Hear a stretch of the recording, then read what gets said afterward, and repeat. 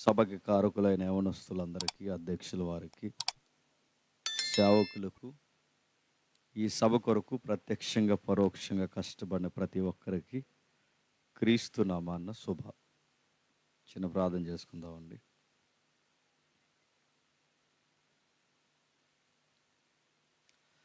పరలోకమందున మా తండ్రి,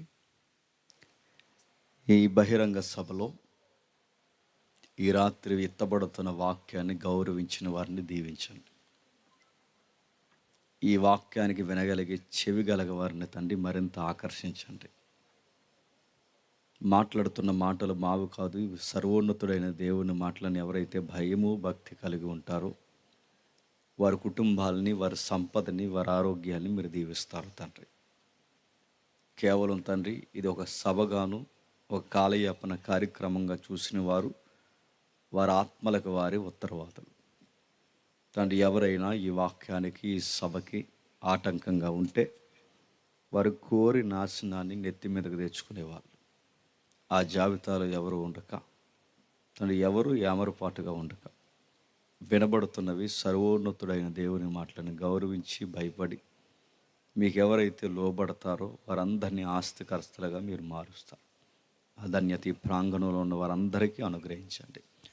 కష్టపడి పనిచేసిన ప్రతి తమ్ముడిని, ప్రతి ఒక్క పెద్దని, చిన్నలను అందరినీ తండ్రి మీరు ఆశీర్వదించి నిజమైన సహకారుల జాబితాలో జ్ఞాపకం చేసుకోండి. ఎవరైనా తండ్రి ఈరోజే కొత్తగా వచ్చి కూర్చున్నవారైతే ముఖ్యంగా వారితో మాట్లాడండి. ఈ సభలకి సౌందర్యము ఆ నూతనమైన వ్యక్తులు మీ సంఘంలోనికి రావడమే. ఈ బిడ్డలందరినీ తండ్రి మలుస్తారని కోరుతూ ఆశీర్వదిస్తారని అర్థిస్తూ ఈ పరిసర ప్రాంతాల్లో సేవ చేస్తూ ఇక్కడ కూర్చుని వాక్యాన్ని వింటున్న ప్రతి దైవజనుల్ని అందరినీ బలపరుస్తారని అర్థిస్తూ క్రీస్తున్నామని ప్రార్థన సమర్పిస్తున్నాం తండ్రి. త్వరగా కొన్ని విలువైన సంగతులు విందాం. ఇది ప్రత్యేకమైన యవనస్తుల బహిరంగ సభ, కానీ ఇక్కడ యవనస్తులే లేరు, అది బాధ. పెద్దోళ్ళు ఉన్నారు, చిన్నవారు ఉన్నారు, తల్లులు ఉన్నారు, తండ్రులు ఉన్నారు, వయసులో ఉన్న చెల్లెళ్ళు తమ్ముళ్ళు అందరూ ఉన్నారు. అందరూ మిక్స్ అయి ఉన్నారు కనుక అందరికీ ఉపయోగకరమైన సంగతులే మాట్లాడదాం. ఏ సెక్టార్ని మనం నెగ్లెక్ట్ చేయకుండా ప్రతి ఒక్కరికి ఉపయోగకరమైన సంగతుల్ని వాక్యపు వెలుగులో నేర్చుకుందాం. నా వాయిస్ అందరూ క్లియర్గా ఉందిగా? ఓకే, రైట్, వెళదాం. ఇక ఆది కాండము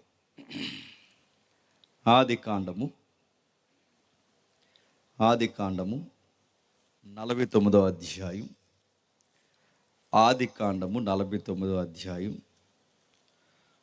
సుమారు 8వ వచనం నుండి 10వ వచనం వరకు చదువుతాం. యోదా, నీ సహోదరులు నిన్ను స్తుతించెదరు. నీ చెయ్యి నీ శత్రువుల మెడ మీద ఉండును. నీ తండ్రి కుమారులు నీ ఎదుట సాగిలపడుదురు. యోదా, కొదమ సింహము, నా కుమారుడా, నీవు పట్టిన దాన్ని తిని వచ్చితివి. సింహము వలెను గర్జించు, ఆడు సింహము వలెను. అతడు కాళ్ళు ముడుచుకొని పడుకొనెను. అతన్ని లేపువాడెవడు? షిలోహు వచ్చే వరకు యోదా యొద్ద నుండి దండము తొలగదు, అతని కాళ్ళ మధ్య నుండి రాజదండము తొలగదు. ప్రజలు అతనికి విధేయులై ఉందురు. ఆగుదాం. అందరి దగ్గర బైబిల్ ఉందిగా? చూస్తూ వినండి, ఎవరితో మాట్లాడకండి. వినబడుతున్నది జేమ్స్ అనేవాడి మాట కాదు, వినబడుతున్నది ఇక్కడ ఎవరో సభలో ఎవరో కాలయాపనగా మాట్లాడుతున్న ఒక వ్యక్తి మాట్లాడుతున్న మాటలు కాదు, ఇవి దేవుని మాటలు. కాబట్టి కాస్త శ్రద్ధ కలిగి భయభక్తులతో వాక్యాన్ని విందాం. మీ మొబైల్స్ ఏమైనా మిమ్మల్ని డిస్టర్బ్ చేస్తే వాటిని ఫ్లైట్ మోడ్లో పడేయండి. కొంతసేపు వాక్యాన్ని శ్రద్ధగా వినండి. కుటుంబాలకు సంబంధించిన విషయాలు ఇవి. అయితే ఆది కాండము 49వ అధ్యాయం అనగానే మీకు బండగా గుర్తుండాల్సిన ఒక మాట ఏంటంటే, ఇక యాకోబు గారు కొన్ని గంటల్లో చచ్చిపోతారు. అంటే యాకోబు గారికి చివరి మాటలు అన్నమాట. ఇక యాకోబు గారు ఎక్కువ రోజులు బ్రతకడు, ఎక్కువ కాలం బ్రతకడు. ఇక కొన్ని గంటల్లో, కొన్ని వ్యవధుల్లో, కొంత సమయంలో ఆయన చనిపోతాడు. ఆ చనిపోతున్నప్పుడు ఆ సీనియర్ సిటిజన్ మాట్లాడుతున్న వీడుకో లాంగ్వేజ్ అది. ఎప్పుడు గుర్తుపెట్టుకోండి, మనిషి మసులుతున్నప్పుడు మాట్లాడుతున్న మాటలు మనం పట్టించుకుంటాం లేదో నాకు తెలియదు, కానీ ఆ మనిషి చనిపోతున్నప్పుడు చివరి మాటలు చాలా సీరియస్గా తీసుకుంటాం. పెద్ద ఆయన చనిపోతున్నాడు. ఆ పెద్ద ఆయన పేరు యాకోబు. ఆ యాకోబు గారు చనిపోతున్నప్పుడు కొడుకులందరినీ పిలిచాడు దగ్గరికి. పిలిచి చెప్తున్నాడు, రే, జీవితంలో చేదు తెలుసు, తీపి తెలుసు, కష్టమో తెలుసు, సుఖమో తెలుసు. తప్పు చేస్తే దాని పరాకాష్ట ఎలా ఉంటుందో తెలుసు. దేవుని కోసం నీతికి నిలబడితే దేవుడు ఎంత దీవిస్తాడో తెలుసు. జీవితంలో కష్టము, సుఖము, పాపము, తప్పుదాలు, ఒప్పుకాలు, ఏటి పాప క్షమాపణ అన్నిటినీ చూసి చెప్తున్నాను రా, కాస్త జీవితంలో జాగ్రత్త అని చెప్తున్నాడు. ఆ చెబుతున్నది ఎవరికి చెప్తున్నాడు? 12 మంది కొడుకుని దగ్గర పిలిచాడు. ఆ 12 మంది కొడుకుల్ని దగ్గరికి పిలిచి అందరికీ చెబుతున్నాడు, ఇదిగో మీ వయస్సు దాటొచ్చాను, ఇదిగో మీ జీవితం దాటొచ్చాను, ఇదిగో నేను అన్నీ చూసొచ్చాను, ఇదిగో జాగ్రత్త. ఈ వయసులో ఉన్నప్పుడు ఆ లస్ట్ ఎలా ఉంటుందో, ఆ వయసులో ఉన్నప్పుడు ఆ ఫీలింగ్స్ ఎలా ఉంటాయో, ఆ వయసులో ఎలా ఎగిసెగిసి పడతాయో వాటిని మీరు కంట్రోల్ వేసి కళ్ళి వేసి పట్టకపోతే ఇప్పుడు మీరు చేసిన తప్పులు భూతంలాగా ఒకరోజు మీ మీదకి వస్తాయి. జాగ్రత్త. లైఫ్ ఎక్స్పీరియన్స్తో చెప్తున్నాను అంటున్నాడు ఆయన. జీవితంలో వయసు ఉన్నప్పుడు ఎలా ఉంటుందో ఆయనకి తెలుసు. వయసు మళ్ళాక ఎలా ఉంటుందో తెలుసు. అడ్డగోలు సంపాదనలు ఎదిగితే దాని వలన వచ్చే మూల్యం ఎలా ఉంటుందో తెలుసు. అబద్ధాల యొక్క పరాకాష్ఠకు వచ్చే నష్టం ఏంటో తెలుసు. అన్నీ తెలుసు ఆయనకి. చివరికి అన్నీ తెలిసిన ఆయన దేవుని చేత తుంటి ఎముక ఎరగొట్టుకుని దేవుడి పాదాల మీద పడి దేవుడికి పడి ఏడ్చినంత జీవితానికి అర్థం పరమార్థం లేదని చనిపోయే ముందు చిల్లి గవ్వ పట్టుకుపోకుండా తన కొడుకులందరికీ నీతి మాటలు చెప్తున్నాడు. ఇక చనిపోతాడు కొన్ని గంటల్లో అన్నప్పుడు ఆ చనిపోతున్న చిట్ట చివరిన మాటలనే చట్ట ప్రకారం ఏమంటారంటే మరణ వాంగ్మూలము అంటారు. ఏ వాంగ్మూలము? స్టేట్మెంట్. గుర్తుపెట్టుకోండి.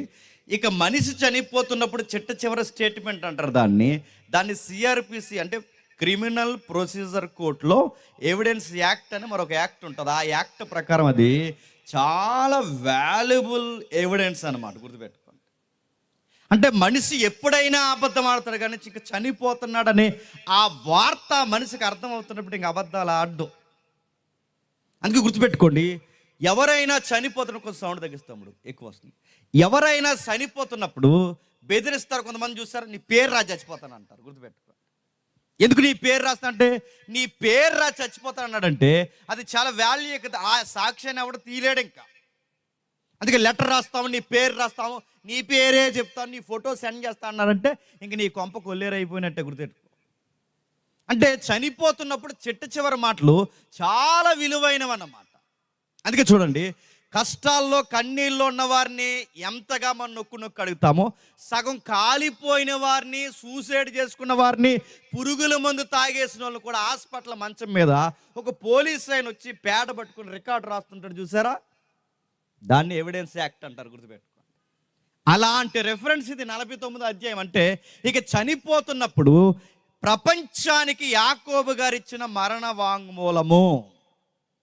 ఆ వాంగ్మూలంలో అన్ని చెబుతూ ఏమన్నాడంటే, యోధా ఎలాంటి వాడంటే, నీ సహోదరులు నిన్ను స్తుతిస్తారు, నీ చెయ్యి నీ శత్రువుల మెడ మీద ఉంటుంది, నీ తండ్రి కుమారులు నీ ఎదుట సాగిలి పడతారు. నువ్వు రాయల్ ప్రీస్ట్, నువ్వు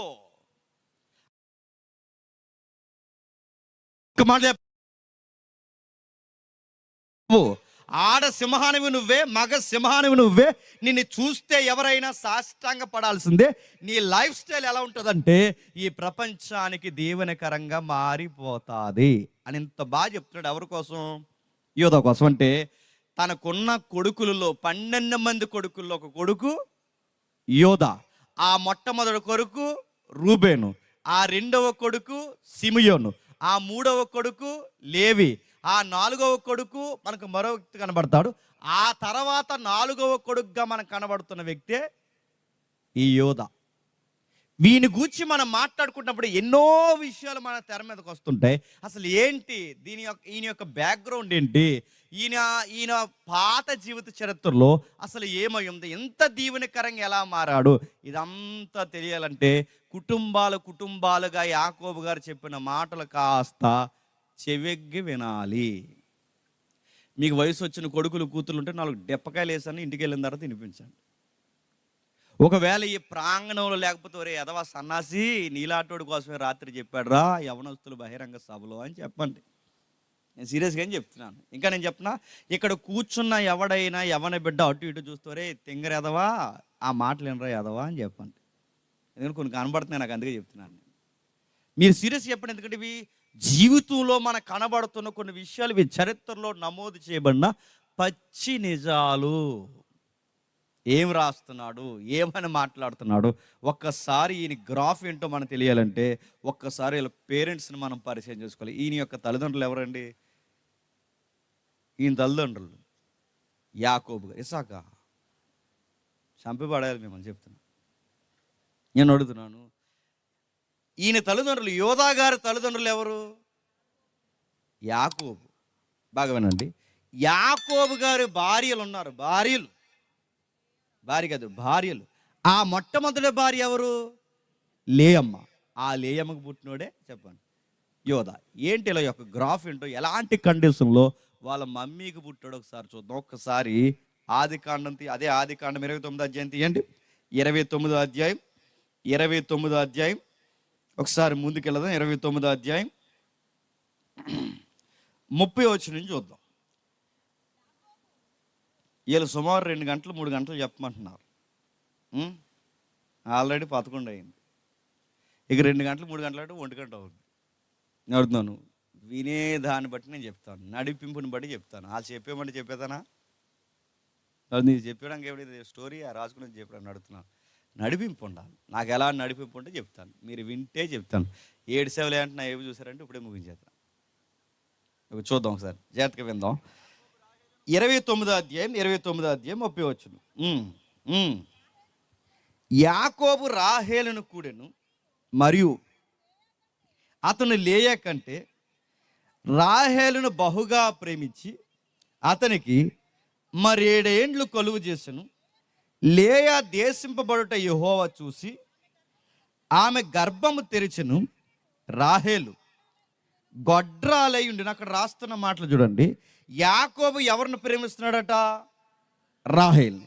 నడుతున్నాను, రాహేల్ని ప్రేమించడానికి మొదటి భార్య ఎవరండి? లేయమ్మ. ఇప్పుడు అన్యాయానికి గురైంది ఎవరండి? లేయమ్మ. అసలు లేయమ్మకి ఎలాంటి కండిషన్లో పెళ్ళయిందండి? ఒక వంకర తండ్రి, చేతగాని తండ్రి తన మోసంతో చేస్తే బలైపోయిన ఇంటి కూతురు ఎవరు? లేయమ్మ. కొంతమంది తల్లులు ఉంటారు చూసారా, వీళ్ళని అసలు ఏమనాలో తెలియదండి. కూతుర్ని కంటారు. నడుతున్నాను, తన ఇష్టం ఏంటి, ఇష్టం కానిదేంటి, తన చేసుకుంటుందా చేసుకోదా, ఇదేం ఆలోచించకుండా గాడిదికి గుర్రానికి మెడలో ఒక గుదికర కడతారు చూసారా, అలాగో పెళ్ళోడు గడేస్తారు. నేను అడుగుతున్నాను, బలవంతంగా చేసిన పెళ్ళిళ్ళు నిలబడతాయా? బలవంతంగా చేసే కాపురాలు నిలబడతాయా? బలవంతంగా ఇష్టం లేనోడు చేస్తే నడుతాను, ఆడితో కాపురం చేస్తుందా? రేపు పొద్దున్న వాడు కళ్ళు కప్పే పని చేస్తే ఈ పిల్ల బతుకుతుందా? ఆడు బతుకుతాడా? ఈయన అడుగుతాను. ఆడు ఉండగలడా మనశ్శాంతిగా? చివరికి ఆడు ఉండలేక ఈమె ఉండలేక ఈడు వెళ్ళి ఆమెను చంపిన మొత్తం కుటుంబాన్ని నరుక్కుని చేస్తా చావదా? నన్ను పెళ్ళిళ్ళు చేస్తున్నప్పుడు చేసుకుంటావా చేసుకొని అడుగు. నువ్వు అన్నీ అడుగుతావుగా, ఈ కూర వేసుకుంటావా, ఈ డ్రెస్ వేసుకుంటావా, నువ్వు అన్నీ అడుగుతావు. ఈ పిల్లోని చేసుకుంటాను అడగవా? వాళ్ళకి ఒక ట్రెడిషన్ ఉందంట. ఆ ట్రెడిషన్ ఏంటంటే, ఆ తండ్రి అంటే ఈ లేయమ్మ తండ్రి పేరు మీకు తెలుసు, ఏం పేరు? లాబాను. లాబాన్ అంటేనే లాభం లేకుండా ఏ పని చేయడు. అదో రకమైన ఆయనకి ఏదో ఒక లాభం ఉండాలి. అడుగుతున్నాను, ఏమి లాభం? వాళ్ళ ఊర్లో ఒక ట్రెడిషన్ ఉందంట. ట్రెడిషన్ ఏంటంటే, పెద్దమ్మాయి కాకుండా చిన్నమ్మాయి అడుగుతున్నాను. పెద్దమ్మాయి కాకుండా చిన్నమ్మాయికి చేరన్న జ్ఞానం నీకున్నప్పుడు పెద్దమ్మాయిని ఎట్లా అన్యాయంగా అతని మీదకు తోసేస్తున్నావు? తప్పు కదా అని అడుగుతున్నాను. ఆ మనిషికి పూర్తిగా ఇష్టం ఉందా? ఆ మనిషికి ఆ చిన్నమ్మాయి మీద ఉంది. ఆ చిన్నమ్మాయి ఎవరు? రాహేలు. ఆయన రాహేల్ని ఇష్టపడతాడు. ఈయన ఏం చేస్తున్నాడంటే, పెద్దమ్మాయి కాకుండా చిన్న అమ్మాయిని చేరు అల్లుడు కానీ అల్లుడు మరి చేసుకుని ఒక మాట అడగాలి కదండి. లైట్ ఆరిపేసి పెళ్లి చేసాడు ఈ మనిషికి. ఎవరికి? నేను అడుగుతున్నాను. ఇంకా ఆయనకి పెళ్ళి అంటే ఇంకా లైట్ ఉందా, లైట్ ఆరిపోయిందా, వెలిగింది, ఇంకేం పగల రాత్రి ఒకలా ఉందా ఆయనకి? ఎవరికి? ఇంక పెళ్ళి అంటే కొంతమంది చూసారా, ఇంకా ఆడికి పెళ్ళి అంటే అని పట్టుకోలేము. ఇంకా మా హెడ్ మాస్టర్ చెప్పేవాడు ఏమనంటే, మా హెడ్ మాస్టర్ ఏమని ఇవ్వడంటే, రే పెళ్ళికి ముందు ఎలా ఉంటుందంటే ఏనుగు ఎక్కుతున్నంత ఆనందంగా ఉంటుందంట. ఆయన భలే చమత్కారంగా జోకులు వేసేవాడు. ఆయన ఇంకా ఉన్నాడు, దేవుడికి ఆయనకి ఇంకా ఆరోగ్యం వల్ల. అయితే ఆయన ఏమనేవాడు అంటే, రే పెళ్ళి చేసుకునే ముందు ఎలా ఉంటుందంటే ఏనుగు ఎక్కుతున్నంత ఆనందంగా ఉంటుందిరా, ఆఫ్టర్ మ్యారేజ్ పెళ్ళి అయిన తర్వాత ఏనుగు మన మీదకి ఎక్కినట్టు ఉంటుందిరా. దట్ ఈజ్ మ్యారేజ్ రా అనేవాడు ఆయన. మీరు గుర్తుపెట్టుకోండి. ఈ పెళ్ళి అనగానే కొంతమంది కూరగాయలు చూసారా, ఆ మట్టి రాసి, ఈ మట్టి రాసి, ముల్తాన్ మట్టి రాసి, ఇంకే మట్టి రాసినా నువ్వు ఎలకతోలు ఏడాది ఉతికినా నలిపేరు అయ్యా. అడుగుతున్నాను, నిన్నుగా ఇష్టపడేది ఉండాలి. గుర్తుపెట్టుకో, నిన్నుగా ఇష్టపడాలి. నిన్ను ఏదో నీ సోకులు సరదాలు కాదు, నాకు ఆ అబ్బాయి వ్యక్తిత్వం ఇష్టమని ఇష్టపడాలి. నీ రంగు చూసి, పొంగు చూసి, వాట్సాప్ స్టేటస్ చూసి, నీ ఇన్స్టా ఫాలోయింగ్ చూస్తే అడుగుతున్నాను. ఈ ఫాలోయింగ్లు బ్యాచ్ నీకు మళ్ళీ చెప్తాను పొగట్టేస్తారు ఏమనుకుంటున్నావు నువ్వు? అడుగుతున్నాను, నిన్నేం చూడాలి, నిన్నేం చేసి అడుగుతాను. ఈ రంగు నువ్వు అలా చేసి ఆ మట్టి రాసి ఈ మట్టి రాసి రాస్తే ఎంతకాలం ఉంటుంది ఆ రంగు? 2 గంటలు మళ్ళీ ఎండలో తిరిగితే పోద్ది. నడుతున్నాను 2 నెలలు నువ్వు ఎక్కడికి వెళ్ళకుండా బాగానే పెంచో కలర్ నడుతున్నాను. 2 నెలలు నడుతున్నాను, 2 గంటలు ఏ పనికి వెళ్ళు నడుతున్నాను. కలర్ చూసి ఇష్టపడే వాళ్ళు కాదు నడుతున్నాను, డ్రెస్ కోడ్ కాదు, నిన్నుగా నువ్వు ఎలా ఉన్నా నీ వ్యక్తిత్వాన్ని ఇష్టపడాలి. అలాంటి వ్యక్తులకే నువ్వు జత కట్టాలి, కొన్ని ఎథిక్స్ నువ్వు ఫాలో అవ్వాలి. ఇక్కడ మ్యారేజ్ లైఫ్ సెట్ చేస్తున్నారట. ఆ అమ్మాయి గుర్తుపెట్టుకోండి, ఇతను లాభం అనగా ఏ లాభం లేకుండా చేయడు. ఈయన లాభం లేకుండా చేయడు కనుక పెద్ద అమ్మాయి గుర్తుపెట్టుకోండి పెళ్లి చేయాలని డిసైడ్ అయిపోయాడు. అరే లైట్ ఆరిపోయి పెళ్లి లేటి, ఎలుగు లేని పెళ్లి లేటి, చీకట్లో పెళ్లి, కనీసం అడగలు కదండి. పెళ్ళి అనగానే ఇంక దూకేస్తున్నాడు అంతే. అంతే, ఆ నైట్కి నైటే పెళ్ళి అయిపోయింది. ఆ పెళ్ళి అయిపోతే ఆ తర్వాత చూసాడు. ఆ చూసిన తర్వాత నేను చేసుకున్నది రాహేల్ని కాదు, రాహేల్ అలా అక్కన అర్థమైనప్పుడు సారీ మరి నాకు తెలియదు, మీ నాన్నగారు ఇన్వాల్వ్మెంట్ వల్ల ఇలా జరిగింది, మీ నాన్నగారు ఇన్వాల్వ్మెంట్ అయ్యారు కనుక నాకు ఇలాగ అయింది, నా సైడ్ నుంచి ఏ తప్పు లేదంటే బాగున్ను. గుర్తుపెట్టుకోండి, ఆయన పట్టించుకోక చెప్పండి, ఈయన పట్టించుకోకపోతే అటు భర్త వలన ఇటు తండ్రి వలన అన్యాయం అయిపోతున్న ఇంటి ఇల్లాలు ఎవరండి? ఇప్పుడు రాసి పెట్టుకోండి, తల్లిదండ్రుల వల్ల కానీ భర్త వల్ల కానీ ఏ ఇల్లాలన్నా ఏడిసిందో, ముఖ్యాంశాలు మరోసారి మళ్ళీ చెప్తున్నా, తల్లిదండ్రుల వల్ల కానీ ఏ భర్త వల్ల కానీ వెనకాలన్న ఇల్లాలు ఏడిసిందో నిన్ను నలిపి పడేస్తాడేమనుకుంటున్నావు? ఇక్కడ గుర్తుపెట్టుకోండి, రాహేలుని యాకోబు పట్టించుకుంటున్నాడు, రాహేలుని యాకోబు ప్రేమిస్తున్నాడు. మరి లేయని ఎవరు ప్రేమిస్తున్నారు? తండ్రి ప్రేమించక, భర్త ప్రేమించక, చెల్లి సోకులు చూపిస్తూ తన భర్తను వల్లో వేసుకుని తిరుగుతుంటే ఈ తల్లికి వాదార్పిచ్చేది ఎవరు? ఆ పెళ్లి చేసిన పెద్దలు వచ్చారా? ఆ పెళ్లి రోజు వస్తారా? వాళ్ళు నడుతున్నాను, ఈ పెళ్లి పెద్దలు వచ్చారా? ఆ యాకోబుకు సపోర్ట్గా నిలబడిన ఆ మామ వచ్చాడా? ఎవడొచ్చాడు? ఎవడో రాలేదు. మీరు ఎప్పుడు గుర్తుపెట్టుకోండి, మ్యారేజ్ చేసుకున్నప్పుడు ఇది ఎంగేజ్ నడుతున్నాను, ఇది యవనస్తుల యొక్క సభ కనుక మీకు చెప్తున్నాను. ఎప్పుడు గుర్తుపెట్టుకోండి, పెళ్ళికి ముందు మనకు బోర్డు సలహాలు ఇస్తారు. ఆ సలహాలు ఏంటంటే, చేసుకోరా నీకు ఎందుకు మేము ఉన్నాగా అంటారు. చేసుకుని ఒకటి కనబడితే ఒట్టు, మళ్ళీ చెప్తున్నాను, చేసుకోరా నీకు మేము ఉన్నాగంటే ఎవడున్నాడో? నీకు ఆవిడ చెప్పండి, ఆవిడకు నువ్వు, మీరు ఒకరినొకరు అర్థం చేసుకోవడమే తప్ప మనసుకు నచ్చి అన్ని విధాలుగా నచ్చి మెచ్చి చేసుకుంటేనే మీరు ఆనందంగా ఉండగలరు తప్ప ఎవరో మోటివేట్ చేసిన పెళ్లి చేసుకుంటే ఆ కాపురాలు కొన్ని రోజులు మీకు ఒకరికి పాడదు. పైగా మీరు అర్థం చేసుకుంటే మీ మధ్య వాక్యం లేదో ఒట్టుగా చచ్చిపోతారు మీ ఇద్దరు. మళ్ళీ చెప్తున్నాను, అందుకే చెప్తున్నాను, డబ్బుని బట్టి చేసుకోవద్దు, కలర్ని బట్టి చేసుకోవద్దు, ఫేమ్ని బట్టి చేసుకోవద్దు, గవర్నమెంట్ జాబ్ని బట్టి చేసుకోవద్దు, ఆ అమ్మాయిని బట్టి లేదా ఈ అబ్బాయిని బట్టి ఈ రికమెండేషన్లు ఏమీ వద్దు, మా పెదనాన్ని చెప్పాడు చిన్న అని చెప్పి ఇవేమీ వద్దు. కొన్ని విలువలు పాటించి చేసుకోండి. అలా అని తల్లిదండ్రులను ఎదిరించి చేసుకోవడానికి రిజిస్టర్ ఆఫీస్ చుట్టూ తిరగకండి, తొక్కుపడేస్తాడు దేవుడు. మళ్ళీ చెప్తున్నాను, కొన్ని విలువలు ఉంటాయి. మళ్ళీ చెప్తాను, అలాంటి ఎంకరేజ్మెంట్లు మీరు చేయకండి. ఇక్కడ చూస్తున్న విషయాలు మీరు చూడండి. ఈ తండ్రి గారు ఎవరైతే ఉన్నారో లాబాను గారు పెద్ద కూతురికి అన్యాయం చేశాడు.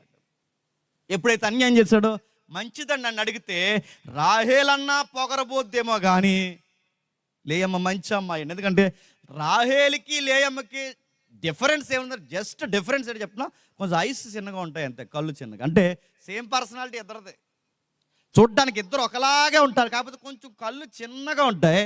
ఈ రాహేలు కళ్ళు చక్కగా ఉంటాయి. కళ్ళు బాగుంటే ఏం కాదు, బుద్ధి పోలేదుగా ఇవిడిది.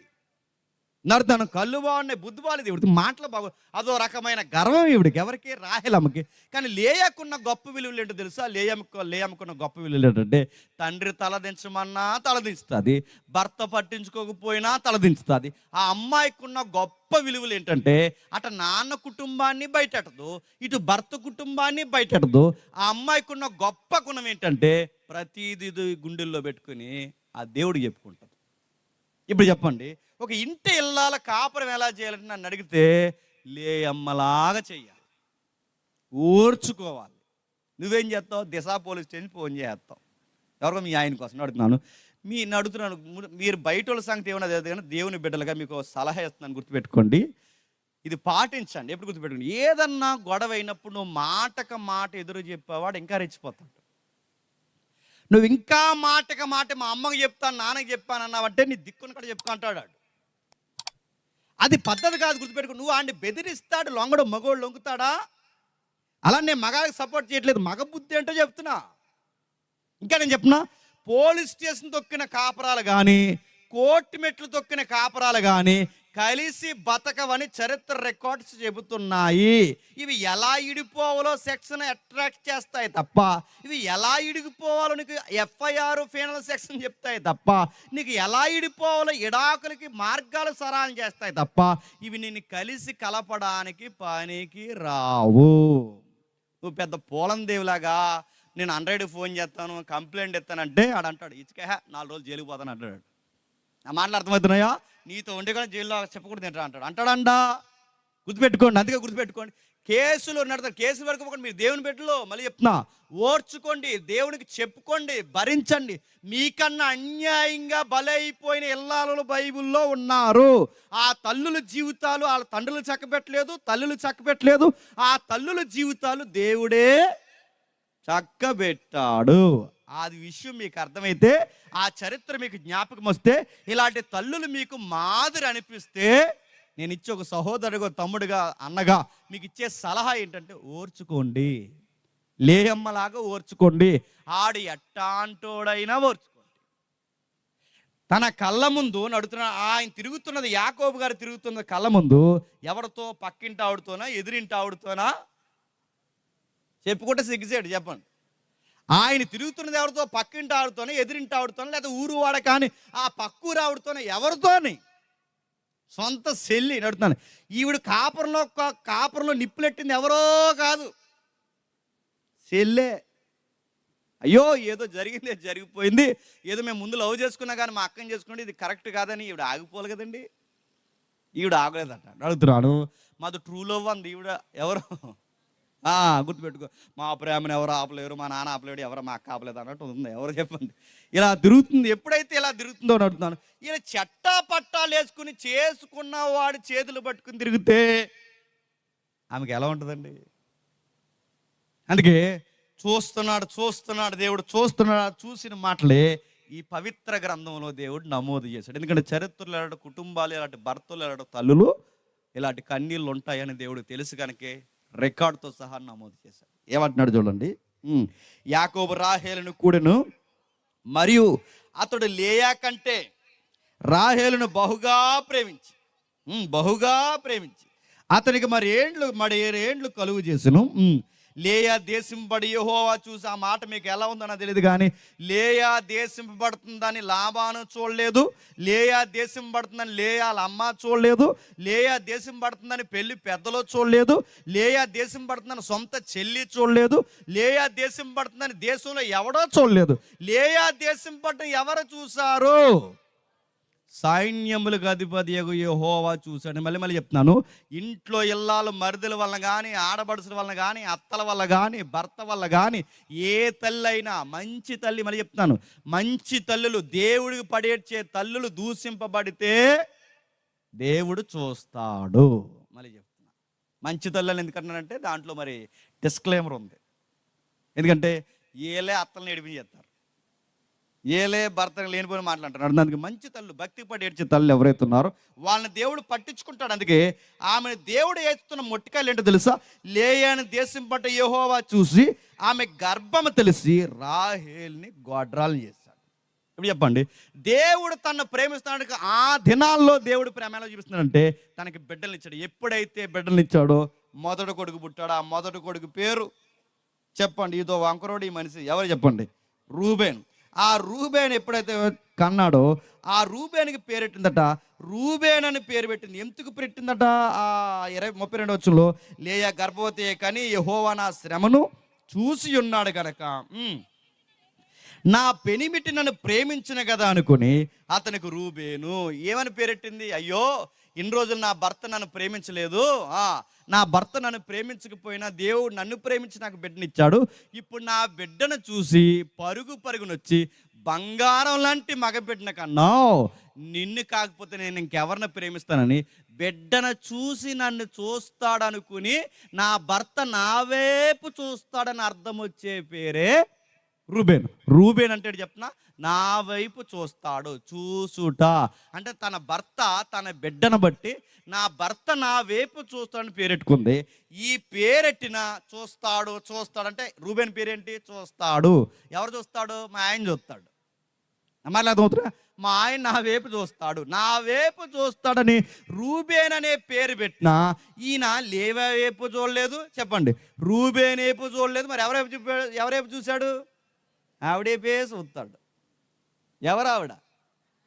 అది సౌదిపూర్ ఎక్కడో లేదు, చెప్పండి ఆవిడకి ఇంట్లోనే ఉంది. ఆవిడ వైపే చూశాడు. సరే, రెండవసారి ఏం జరిగింది? ఆమె మరలా గర్భవతి కుమారుని కానీ నేను ఇంకా దేశింపబడుతున్నానన్న సంగతి యెహోవా విన్నాడు గనక ఇతడు నాకు దయచేసిన అనుకుని అతనికి సిమియోన్ అని పేరు పెట్టింది. ఇప్పుడు భయమేనండి, ముందేమో చూస్తాడని పేరు పెట్టింది, ఇప్పుడు రెండోసారి పెట్టిన పేరు ఏంటంటే ఈసారి నా భర్త నా బాధ వింటాడు అనుకో. నేను అడుగుతున్నాను, ముందు చూస్తాడని పేరు పెట్టినా ఆయన ఆవిడ వైపే చూశాడు. ఈసారి వింటాడని రెండో కొడుక్కి సిమియోను పేరు పెట్టినా ఆవిడ మాటే వింటున్నాడు.